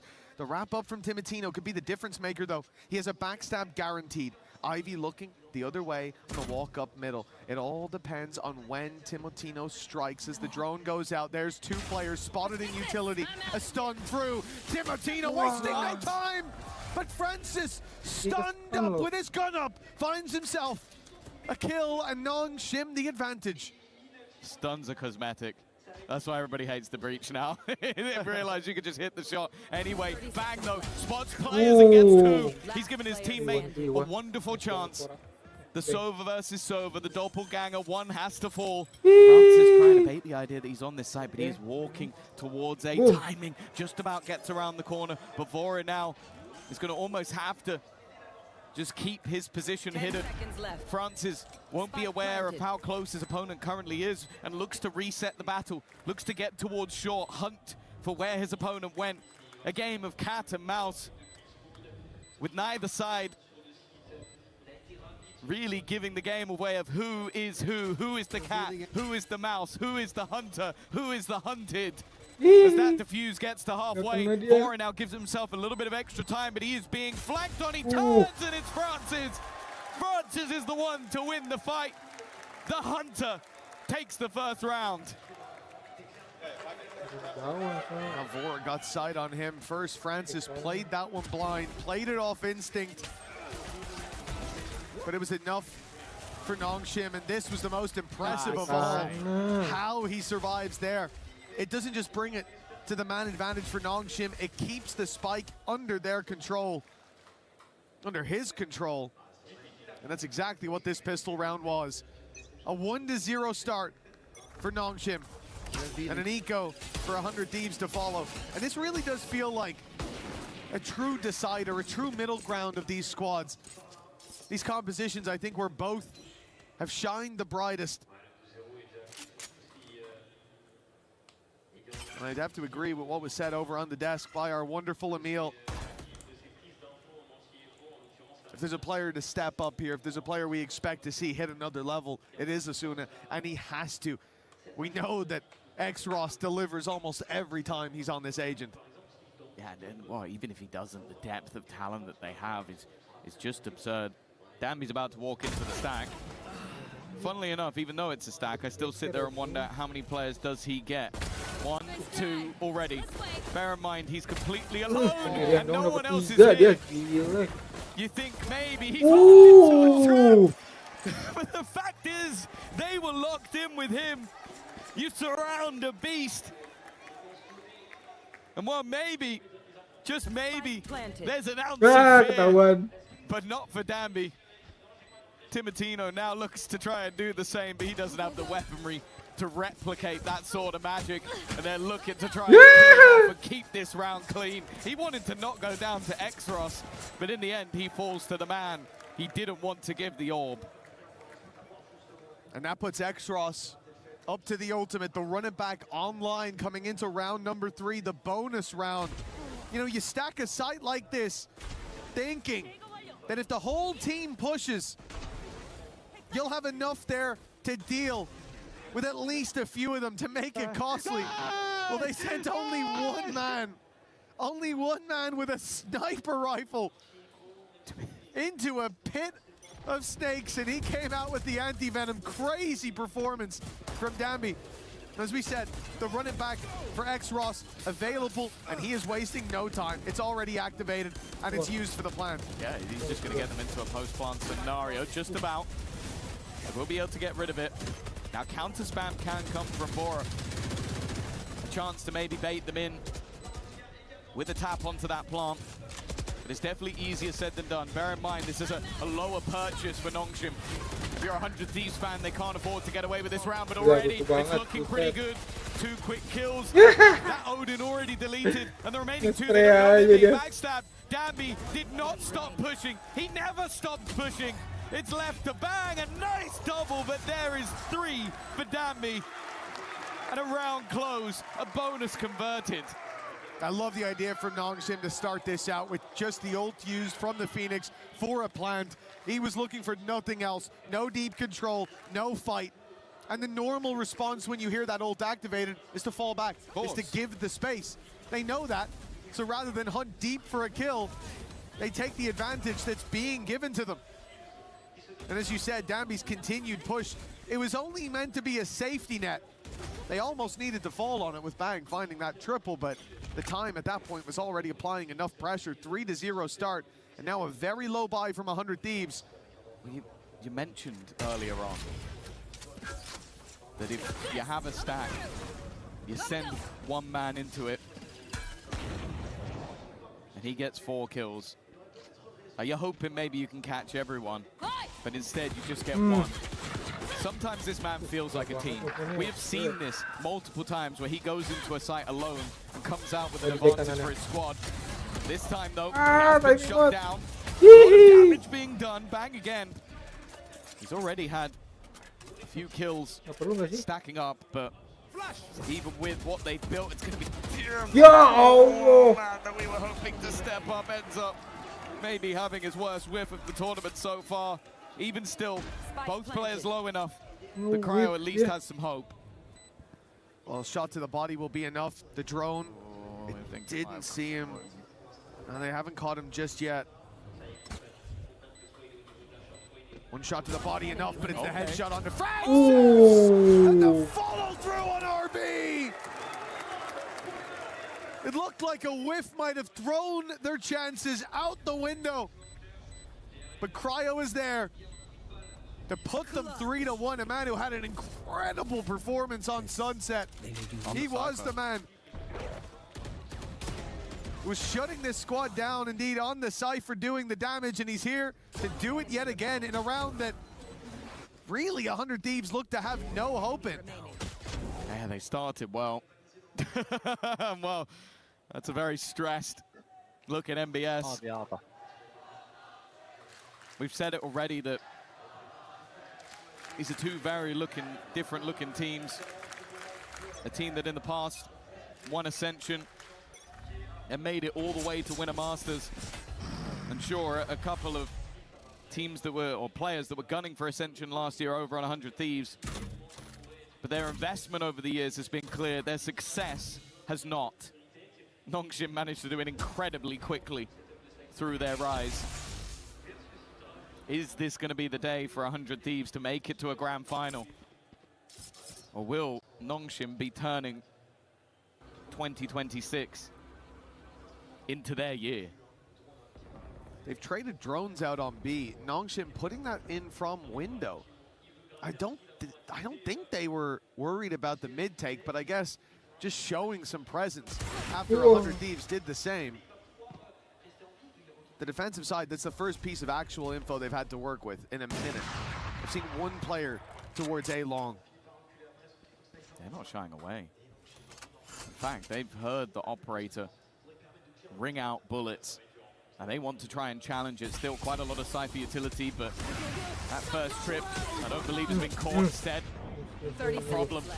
Bora finds the first. Deny the ult, and again, Danby just looks to take over. Still a player in the corner, but even though Cryo might be in the dark, he just about survives.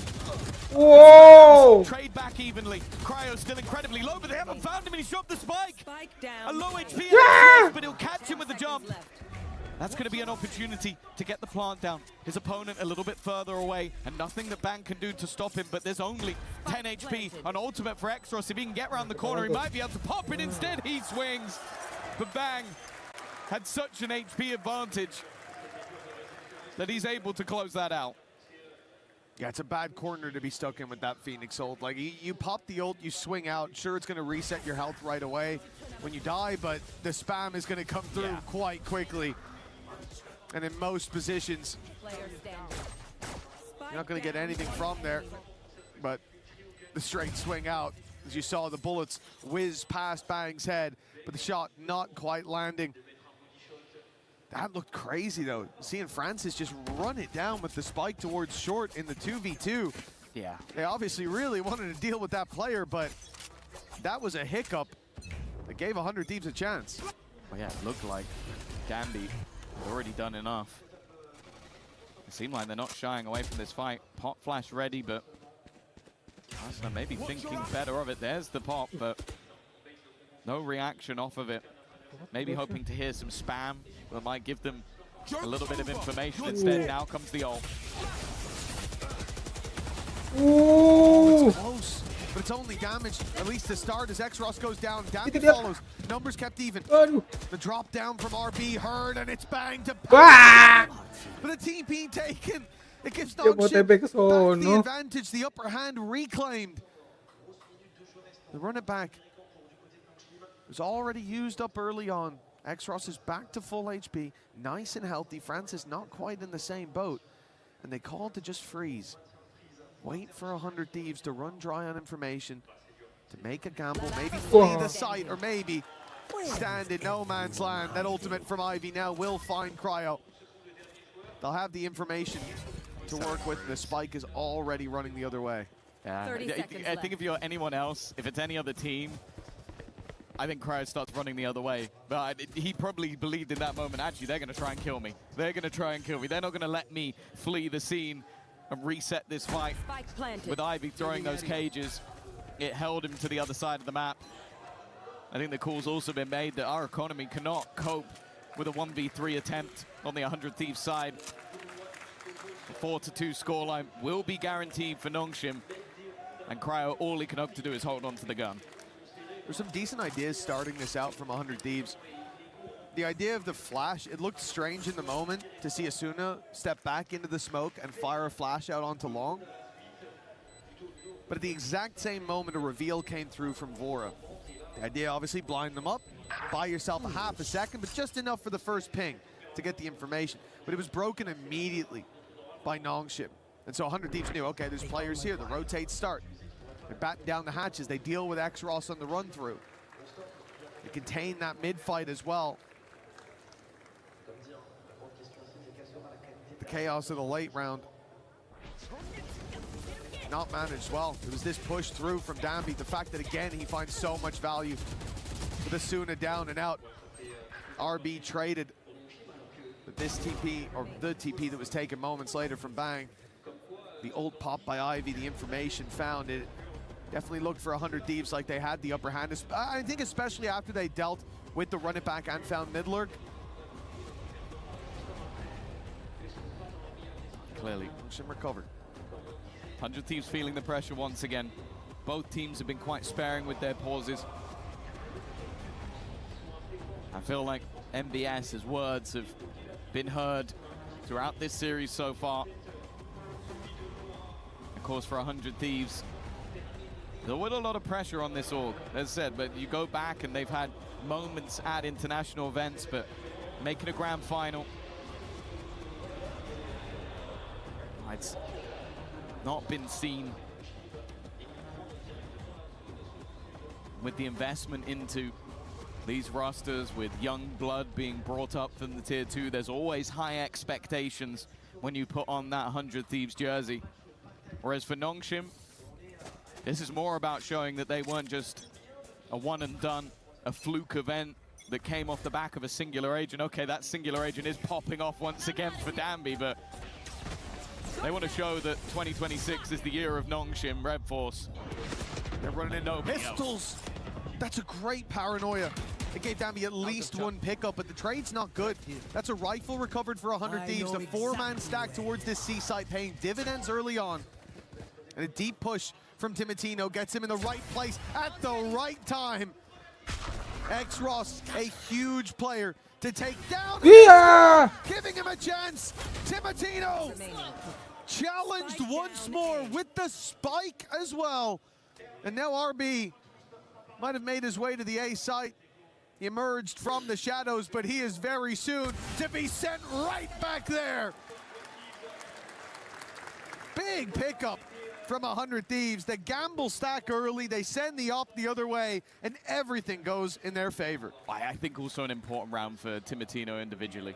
He's been having a rough one so far. I think this was his second, third, and fourth kill, all in the same round. Giving him that operator, leaving him to lock down one side of the map. We could see that energy bringing him to life. An important round directly after the pause.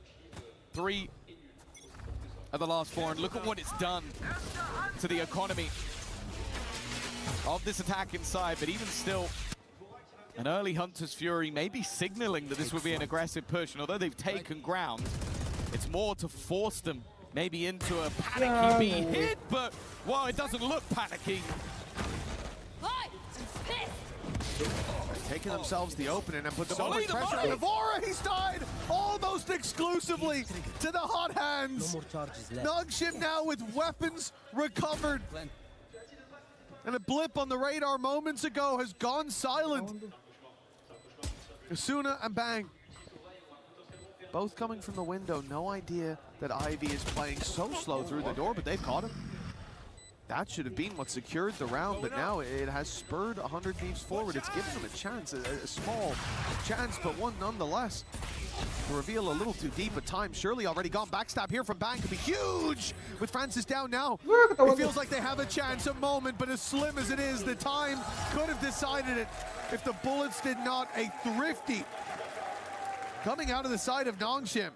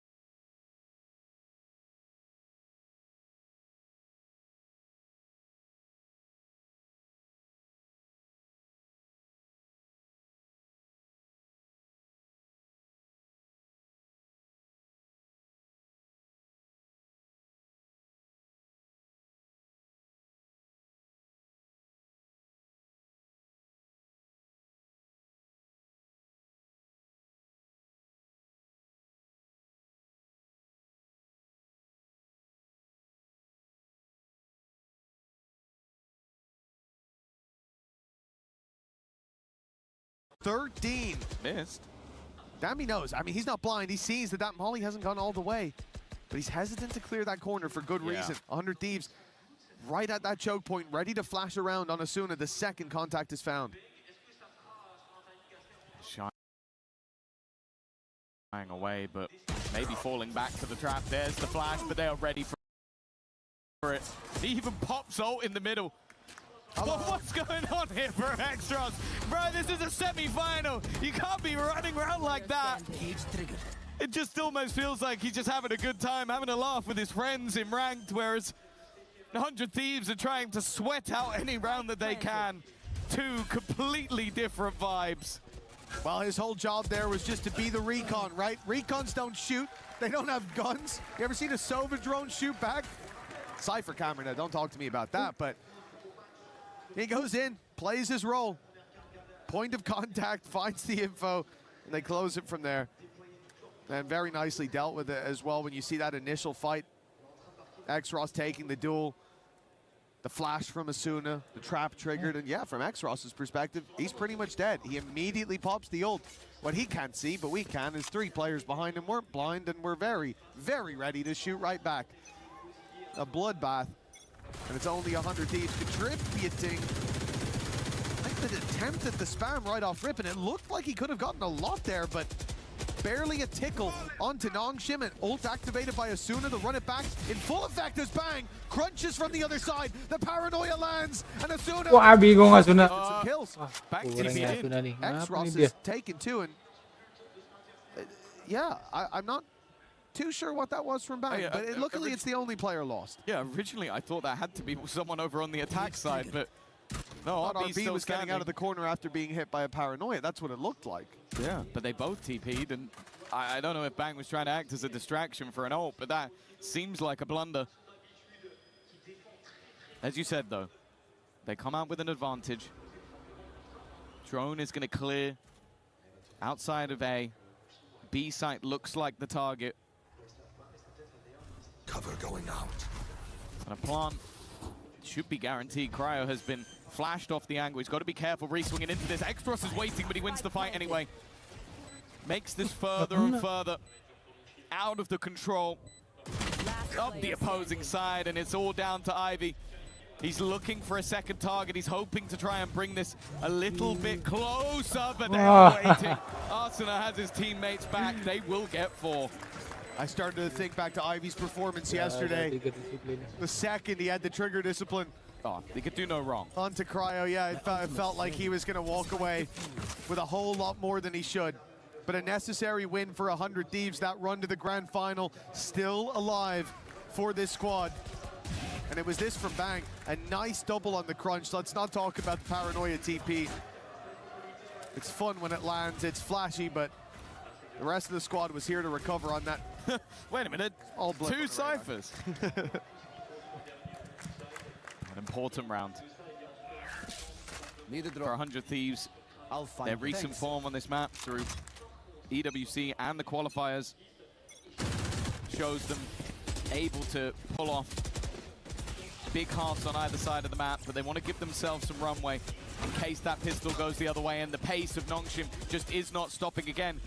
They fail on the B-side plant, they go right back to the B-side plant. You expect there to be a gap. No, Kevin! Wah, He's missed his shots, he's still standing. He's mortal after all, and eventually will be crushed. 7-5 at the half still possible, and it looks to be likely. Nongshim fighting themselves Tiba-tiba into a habis loh. commanding lead at the half with a Hunter's Fury. Vora desperately trying to fight his way through, but he can't escape the first pulse. Just about slips the second. The shock dart will guarantee no defuse, and for now it looks like enough has been done by Francis. 8-4. Nongshim with a solid first half here on Haven. Yeah, safe pair of hands to take them through that final round, and a commanding lead will put them into a good position. 8-4 for Nongshim. A chance to crush the key of 100 Thieves after this half is done, and for them a chance to go for the out in London, but now looks set for another grand final unless 100 Thieves have got something to say about it. Let's go down to Lou with a fan from each team. Très contente effectivement d'être accompagnée de deux fans. I am now joined by two fans. On the side of 100 Thieves we have Jeremy, and on the side of Nongshim we have Colin. And the first question I wanted to ask you, Jeremy, is that are you wearing the right jersey? What's happening? You know we're here for Sen. Is this the reason why you're rooting for 100 Thieves? Bang, maybe? I mean, NA is the best region, so we gotta root for it, no? We hear some boos. What do you have to say? I mean, I think 100 Thieves wins the match, and they're kind of struggling, but I think they will win this. Still feeling confident with resilience, sorry. And what about you, Colino? Pourquoi est-ce que tu soutiens finalement Nongshim? C'est vrai qu'on n'a pas beaucoup de fans de Nongshim, notamment en France. Qu'est-ce qui t'a fait les soutenir? Basically, why are you supporting them? Parce que je les ai rencontrés face à un match M8. C'est une équipe qui est sortie de nulle part. Un joueur sorti de nulle part. Ils ont changé la méta de Valorant en seulement le temps d'un master. Et ça, je pense que c'est une première pour une équipe. Okay, very good reasons. They changed the meta basically. I discovered them by watching them facing Gentlemate, and I was just dazzled by them. Now, guys, I'm suggesting a little game. You know, we don't do just predictions. You're gonna say 100 Thieves win. You're gonna say NS win. So I'm gonna offer a rock, paper, scissors. Whoever takes the win, this is a BO1. We don't do BO3s here. This is a best of one. Let's see who can take the win. Are you guys ready? We go at shoot. Rock, paper, scissors, shoot. And that's a win for Nongshim. Let's see if Colin is right. Back to the game. Nobody tell MBS. Nobody tell him. He's stressed enough as it is. He's stressed enough. I think I might have seen him turn around during that one. Let's hope he was too focus far on away. The game. Focus on the game. Listen, I don't know how his eyesight's holding up these days. We'll have to hope. We'll have to hope that that's going to be the saving grace for 100 Thieves right now. All sights on that prize. The grand final spot up for grabs, but they are trailing by 4 at the halftime for Nongshim. Ever since they found their footing on map number 2, it does look like we've gotten the Santiago Victors back. This squad, someone that has already defeated some of their demons from the past, doubled down on defeats they've dished out, but they don't want to be outlasted. Pistol round is a must. Timotino looking to lead the charge, and he's done. Good reveal. Cora helps out with another. This pistol round's looking flawless already from 100 Thieves.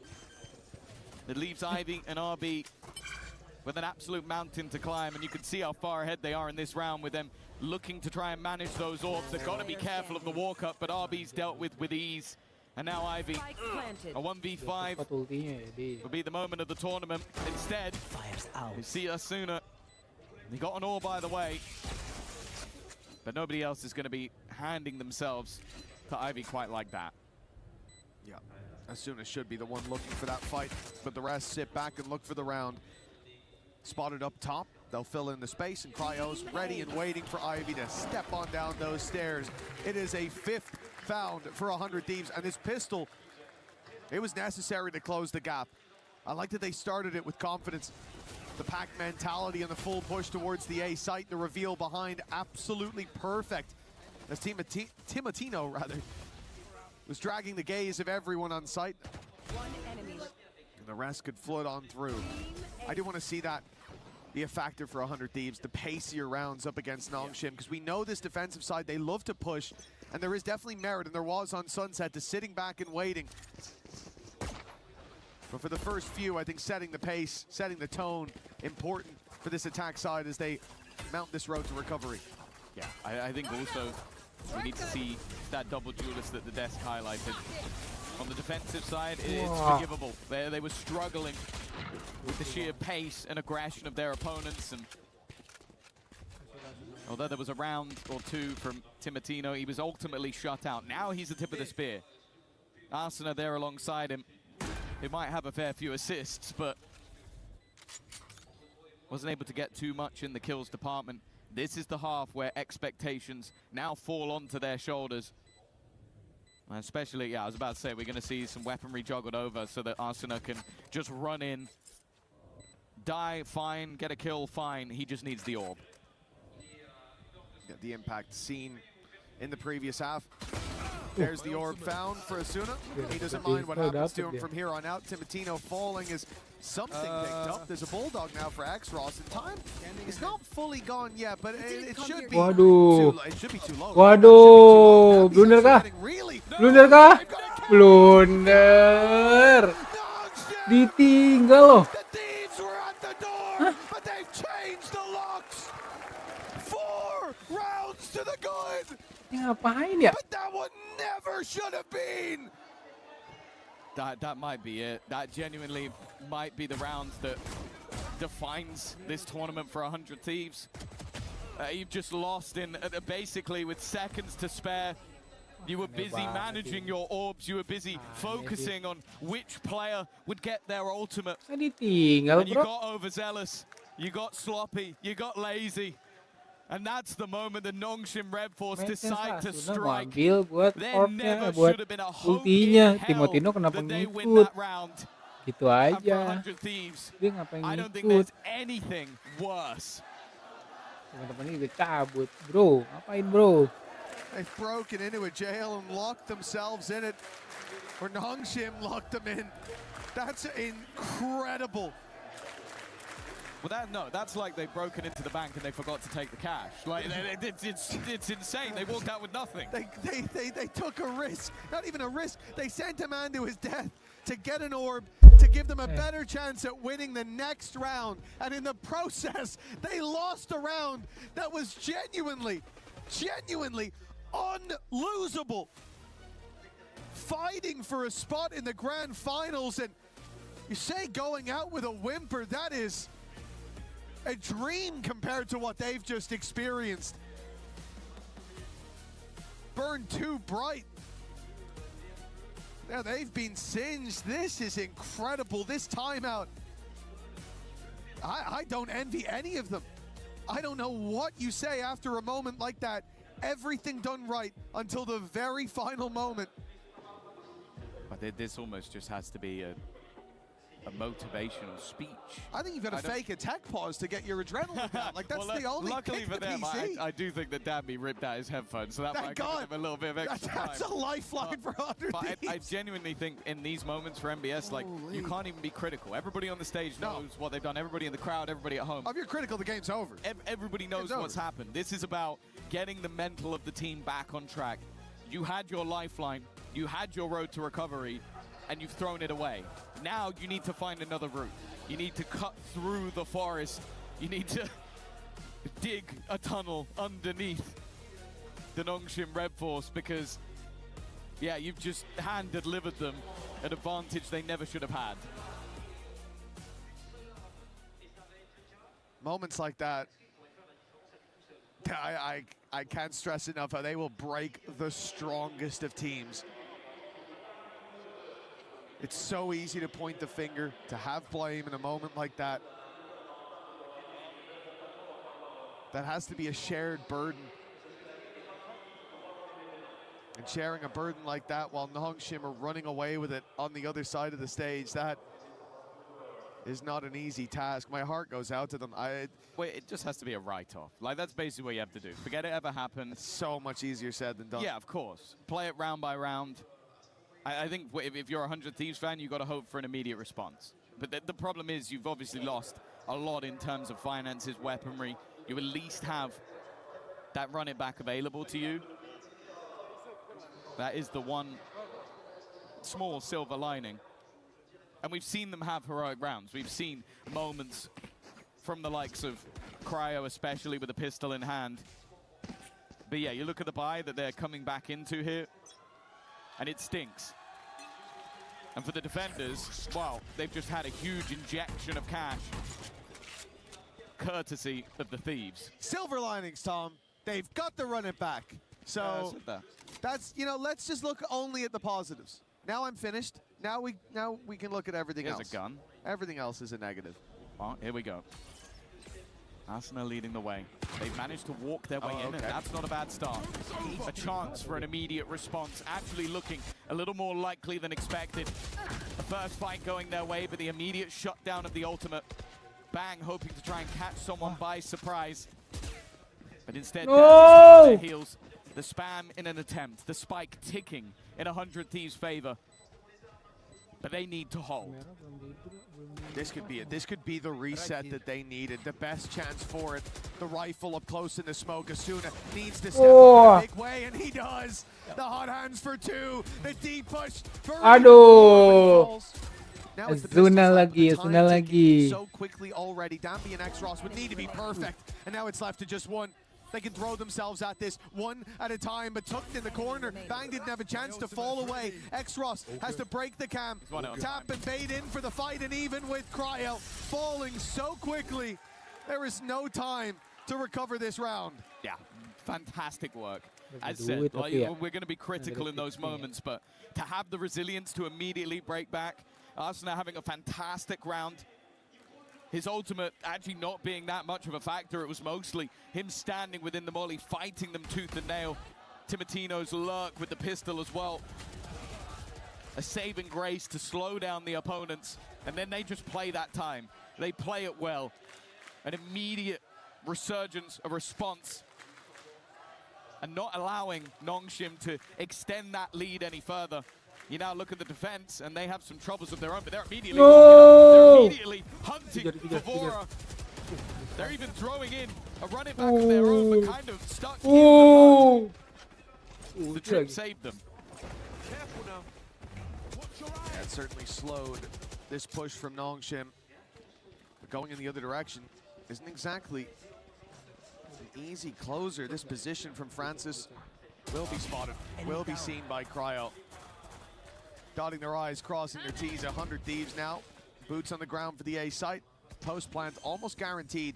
Damn, he scares me. Oh, he's jumping out. That's what I mean, bro. There's no way he should do that. There's no way you should even expect a player to do that. But I see him walking forward in heaven. I see no one nearby, and I think, yeah, he probably does believe he can win this round. I'm not going to lie to you. I knew 100% he was jumping out that window. The second he walked up there, I was like, he's going to try and hit the timing as they go for the plant. Yeah, there are worlds where he comes out with a multi-frag. This was not that world. They were very, very ready for him to try and make that play. Now it's a round where the additional weaponry for Nongshim isn't going to affect them buying into the next round. They have the credits to do so. For RB,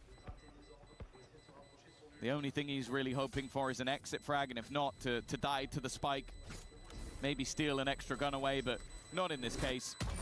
It will be a 7th round for 100 Thieves, and this one is a little bit more clean. It will start to build up that economy once again. Little by little, and brick by brick, 100 Thieves can get back into this. It's certainly not too far gone, and they've already overcome their biggest challenge, which is not crumbling after that crazy round from Nongshim. The defuse under their nose has cost them as the gap extended in Nongshim's favor, but now it starts to close once more. Seeing that, the timeout pulled into play. Well, we've said this consistently. The Nongshim coaching staff are very proactive with their pauses. They spot the problems early, and they look to stamp them out before it gets too dangerous. And I think they do it more often when they know they're on their weaker side of the map. Like, you look back to their victory versus G2 on Haven, it was a 10-2 attack side. They dominated the attack and won 13-10. They had their struggles when it came to the defense. Versus Mates, the defeat, again, it came on the defensive side. 3 rounds to 8 of their opponent. And even going back to the qualifier, it was an 11-1 attack side versus Gen G that, again, wasn't a convincing victory. So they know that this half is going to be a little bit tougher. And with opportunities given, a singular rifle in the hands of Arsenal was enough for them to take a round away from them. They want to make sure that even though they're 2 rounds ahead, they don't allow their lead to slip. It must have felt like the beginning of the end for 100 Thieves when Nongshim found that round. But they've now seen their opponents kept back up to the plate in a big way. Well, this was knocked out of the park by Ivy. A spam through the smoke for the man advantage. And it does feel like 100 Thieves have been the victim of that. It feels like everyone who faces Nongshim is the victim of that at a ridiculous rate. Ivy just has a BS monitor that's off the scale. Like, you're just going to hear it almost beeping off the charts if it goes anywhere near him, because the amount of spam kills that he's able to get has got to be infuriating. If he didn't seem like such a friendly guy, I'm sure many would be cursing his name. That's already a spot. Francis has info. whether or not they pull the rotation. There's a itu dari situ. I said it was spotted. Wah. Instead, well, Francis gets the trade onto a Danby who threw himself to the wall. Ya. But RB is well aware Sayang of Cryo's position. Gagal A dapat 2v4 dia. now needed to stop 30 double seconds digits. left. And that's the option to go back, pretty much taken out of your control. They could have already pushed C long, and now you've lost your lurker, so no garage control. You can't go C, you can't go B, not without a gamble. Instead, they'll play with the space they know they had. At this point, long is a danger, and that drop out from X-Ross is too, but 10 seconds left. They just need to play the time. But of course, for X-Ross, that means swinging in to take the fight. He's been having an insane map. Like, you think back to what he was able to do with the Guardian when they were a little bit further behind. I think now that might be his 20th kill onto the board. Seemed like RB again was well aware, but it's just the timing. We mentioned it, the risk of jumping out that window, and the next round they jump out the window again. Yep. They do not care what the risk is. They can make it work. He not only jumps at the window, but with 10 seconds left, when he can play Ring a Rosie and wait for backup, he swings wide. Why not? And it's almost, it would be so frustrating. I'd love to say, see the silly mistakes he's made. He's 20-9. So, yeah, I guess you can just swing it because you're winning all your fights. I can't argue with results. Okay. Danby, a bit more than a drone. He's been deleted again. This is a big pickup. Last time, when this happened, 100 Thieves were already a man down, and the trade came in quickly. This time, they get to play with their advantage. Yeah, completely abandoned. A Hunter's Fury available for this attack. If they wanted to use it on entry, they would find nothing, but it seems like Nongshim have gambled on the other. And there you go. Hunter's Fury will spot nobody on the site, but immediately the defense look to try and re-aggress. Cryo knows there's an opponent on the other nembak lagi dia. but instead, it might be the push-up from the other. He's TP'd behind him. He's TP'd behind him. Those are plays that you normally don't see work, but RB's doing it on a semi-final stage. He saw the TP and assumed that RB had ran away, had fled. But Nongshim are playing a confident game. We've seen that from the get-go, revealed through, but Broken immediately flash, gets them through the choke point. They're paying with bodies as they go. Asuna, the crossfire with Bang, strong as could be, and the spam from Bora backs them up. As X-Ross finds himself alone, it will be a round win for 100 Thieves. 10-8 now, still a healthy enough gap there for Nongshim, but signs of life going nowhere for 100 Thieves. Yeah. TikTok play in the middle of it, but it was after already taking control of the site, already shutting down Danby, and the Hunter's Fury, although not dealing any damage, it gave so much information over to the attack. They were able to get comfortable in their post plants. It definitely seems like a game of the calm versus the chaos. The patience versus the aggression. And with 100 Thieves stabilizing, if they can take this round versus the Pistols, they'll be one away. That's not the start they were looking for. And also look at the ults that are available for this defensive side. It's a weak weapon round, but it is not weak overall. Strange to see Nongshim stop like that. They've sent Danby back in the other direction. 100 Thieves no doubt expected to see continued aggression from this squad, but it was a freeze from the defense. Now 100's Fury almost trying to bait 100 Thieves into pushing this position so they can pounce with the players up close. But it's a very passive stance coming out of Cryo, coming out of Bang. The drone going through. Oh, that's a brave swing. And now the pressure for Cryo, as he's at least able to deliver one, shutting down X-Ross, deleting the ultimate that was in play. But these fights, not clean, not easy for 100 Thieves, but they do put it into an almost unlosable position in the end. Chances for Nongshim, but none converted. No, as well, I mean, I mentioned that, as said, although it's not a round expensive in weaponry, it is expensive in ultimates. Nongshim throw a lot into this round. The run it back, the overdrive, the Hunter's Fury, all expended in this round in an attempt to turn the tide, and it's Timatino and Asuna that are able to hold that line. That's a really important round from 100 Thieves because it eliminates almost every valuable ultimate that Nongshim has. We said we needed Asuna to step up. Bottom of the board now, but 100 Thieves not struggling, even with Xros on the other side. Showing up again in the same way as we've seen him many a time before. Continuing that performance with Timotino down. Left on a sliver of health himself. The hot hands thrown out the other side. Arby wasn't even forced into the open by it. Tried to get ahead of it. Caught off, the numbers back to even. Francis put under pressure, but he's got support. Xros is on the side, not for long. 100 Thieves make a quick advantage out of that. Planted. But they still have to deal with Ivy and Danby, the two shining lights of this squad. Danby, the hero of old, and Ivy, certainly the hero of new. It's a beautiful start. The finish needs to be Ivy. He's isolated.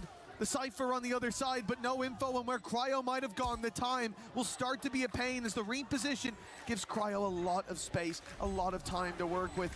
Waiting out that smoke has run the clock all the way down. Ivy needs to get on that defuse soon.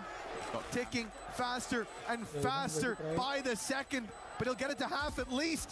The fight though from Cryo, baiting him in and then finishing him off for double digits. Incredibly well played by Cryo.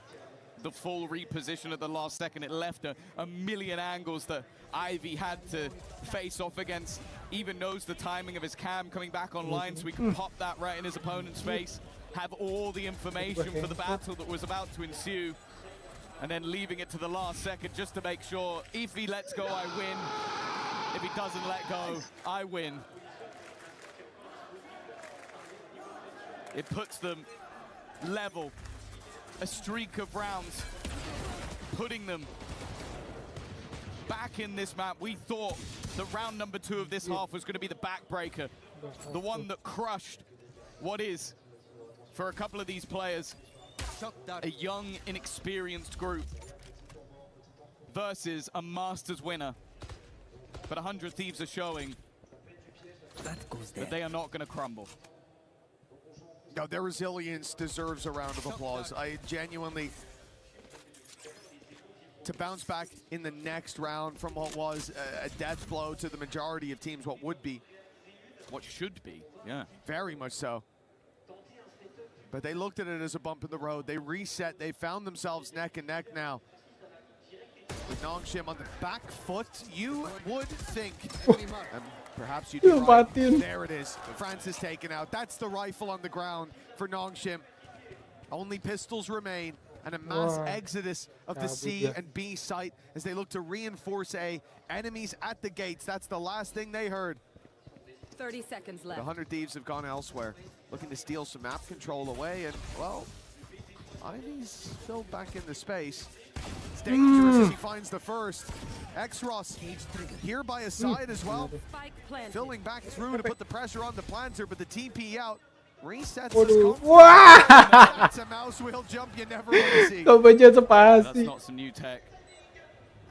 These players are demons with the Sheriff, but something 100 Thieves have done well is just not giving them opportunities, not giving them free fights. Unless there's a teammate alongside it. And they now know that Xros is not on this spike. He needs instant shots. The first one goes pretty well. Wow! Oh my lord! He almost corrected just in time. You can never count him out, but 100 Thieves, the trade was quick enough. It came down to the wire, considering the weaponry brought in for Nongshim. It does make me, you know, if it's early stages, I'm thinking, wow, well, that's a great contest from them. It's a close round, but it's been a lot of close rounds. But 100 Thieves are edging that victory out every single time so far. For Nongshim, this half has been, well, again, you take out that ninja that they had, that sneaky defuse, and it's been a disaster of a half. Yeah. They've definitely been struggling over on this defense. A second pause being called. I think 100 Thieves have done an excellent job of soaking up the pressure And then when they can get back into those post plants, they've been almost unstoppable. It literally is just a blip in the second round where they thought it was done. Every other post plant they had has looked very good. They've been incredible at buying themselves time, and the clock then becomes an additional member of their team. I think shutting down Danby early as well, it makes it so difficult to break the sight lines on the entry back into the site. He's definitely had a quieter second half, while Exros has been nothing but quiet. Even still, though, a second pause called, a last-ditch effort to talk from the coaches, and 100 Thieves 2 rounds away from a grand final. And it looked like it was all over. Not that long ago. Now the lead is theirs. Nongshim putting their credits into this one. Ult's nearly online, but not quite close enough, at least for now. Picks needed, 1 for Exros, and this round becomes incredibly difficult. Traded quickly. Ivy spotted already, trying to make the play out of the garage, but he's not alone. Danby comes to meet him.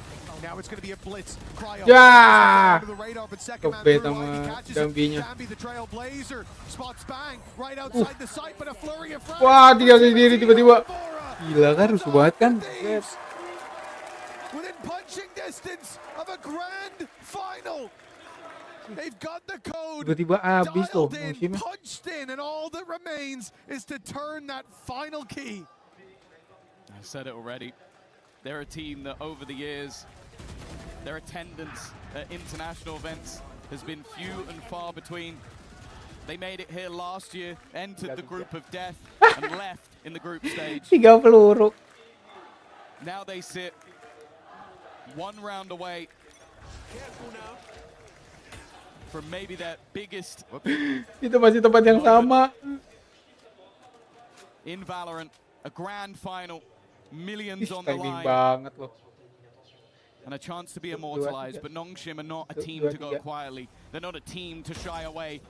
They have pushed up with 4 players outside this site, and they're looking to fight. Oh, nggak mau sih itu. It's been seen though. It's been spotted. The drone had already seen 2. Yeah, Timothy, no. More than they bargained for. Hunter's Fury kept reinforcements back, and Danby found 1. The plant tries to see, but the run it back cancels just before the clock. Not quite as favorable as it could be, but a reposition of the plant. They'll now look to fight. Ya ampun, nanggung banget ngepicknya. Prepared for everything thrown his way. And Asuna, the man who had to step up to the plate, we said, had to be the difference maker. Well, an ace would certainly immortalize that position.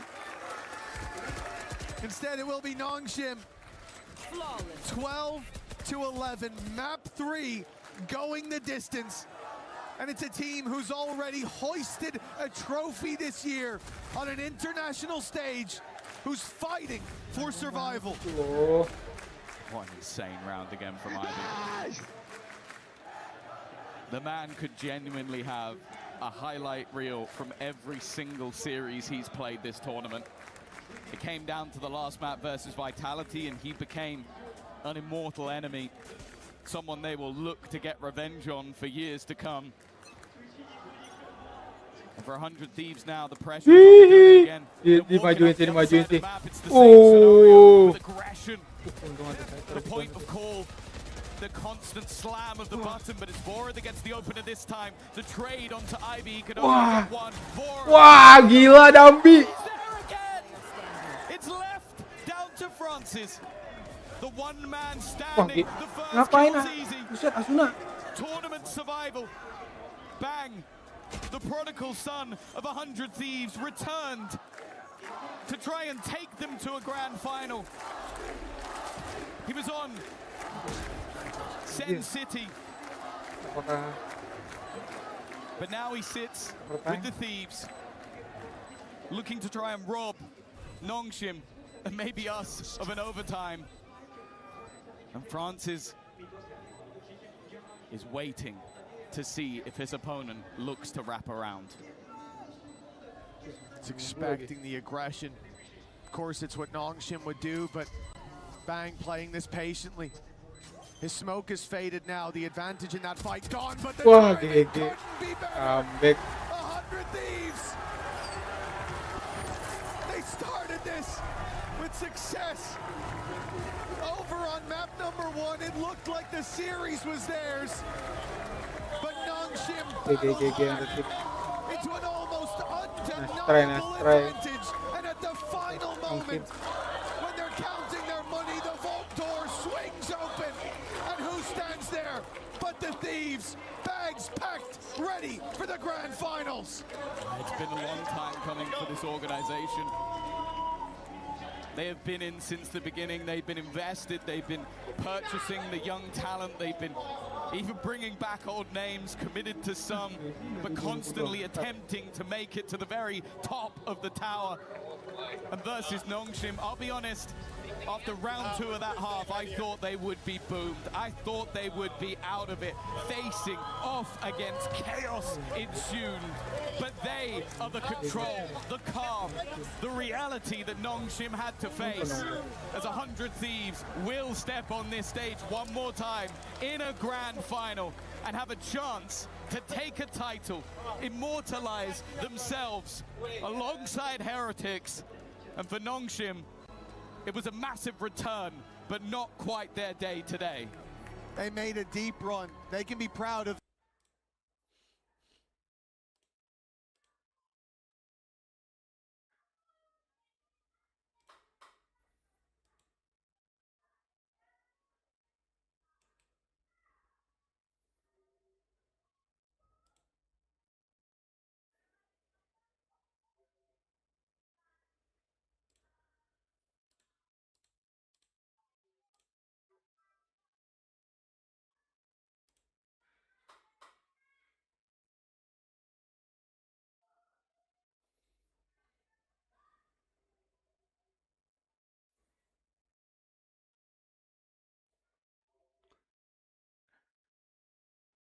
Menang.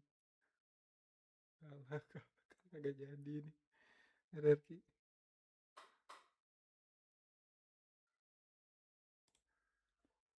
For the first time in the grand finals at an international must feel amazing, because when I started playing Valorant, since I started casting, you were part of 100 Thieves. So if you want to tell us about that. Yeah, it's been a long 6 years, and I don't want to end this chapter without winning, so just going to keep going and pushing along. A grand finals is played to be won, right? Exactly. Donc, deux premières questions. C'est sa première grande finale à un international. Il est trop content, évidemment, d'être là devant un public incroyable, même s'il y avait beaucoup de gens qui étaient pour Nongshim aussi. Ça fait 6 ans qu'il est là chez 100 Thieves, et évidemment, une finale, ça se gagne. Donc, il espère évidemment la gagner. You mentioned it yourself that it feels like almost like a weight lifted. Talk to me why this is almost a bit of a redemption arc for yourself and the team. I mean, I made EWC last year. We bombed out instantly, and it was pretty heartbreaking. And the year before that, I got Shanghai and top 4. So it's just nice to, get a higher placement than last year. And, we're not going to end here. We're going to go all the way and win. Timotino said to the French fans, buy the 100 Thieves bundle. Do you have anything you want to say to the French crowd, maybe? Something different? Thank you for all the support. It's amazing to hear the cheers, and it's a one-of-one crowd. I can't believe it. Wow, thank you so much. And also on a personal level, thank you very much. Il vous applaudit, il vous remercie, mesdames et messieurs. Merci à vous de faire du bruit pour eux. Également, il est... Kunci mainnya final tanggal 12 besok ya, semalam.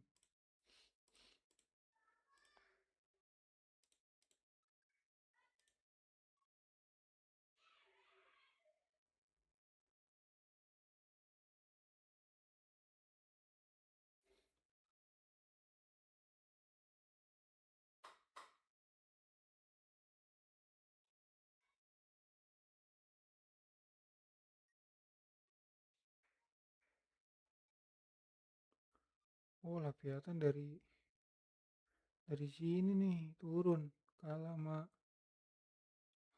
MBR.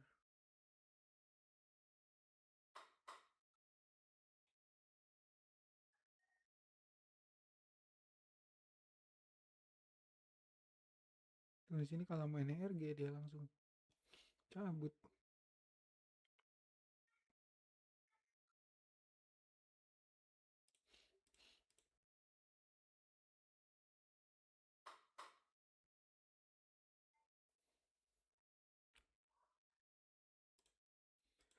Tim-tim Ascension ngeri-ngeri banget ya. G2 nih. G2 juaranya Nongshim juga tuh Ascension.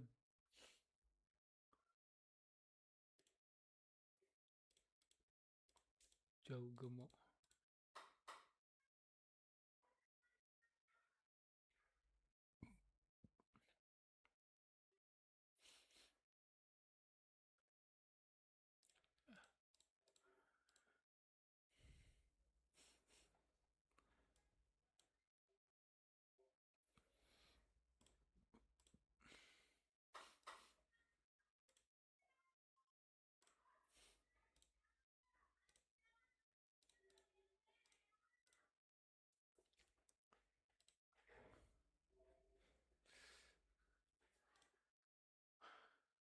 Thank you guys yang udah nonton Mas Party di sini. Thank you juga yang udah subscribe, yang udah like.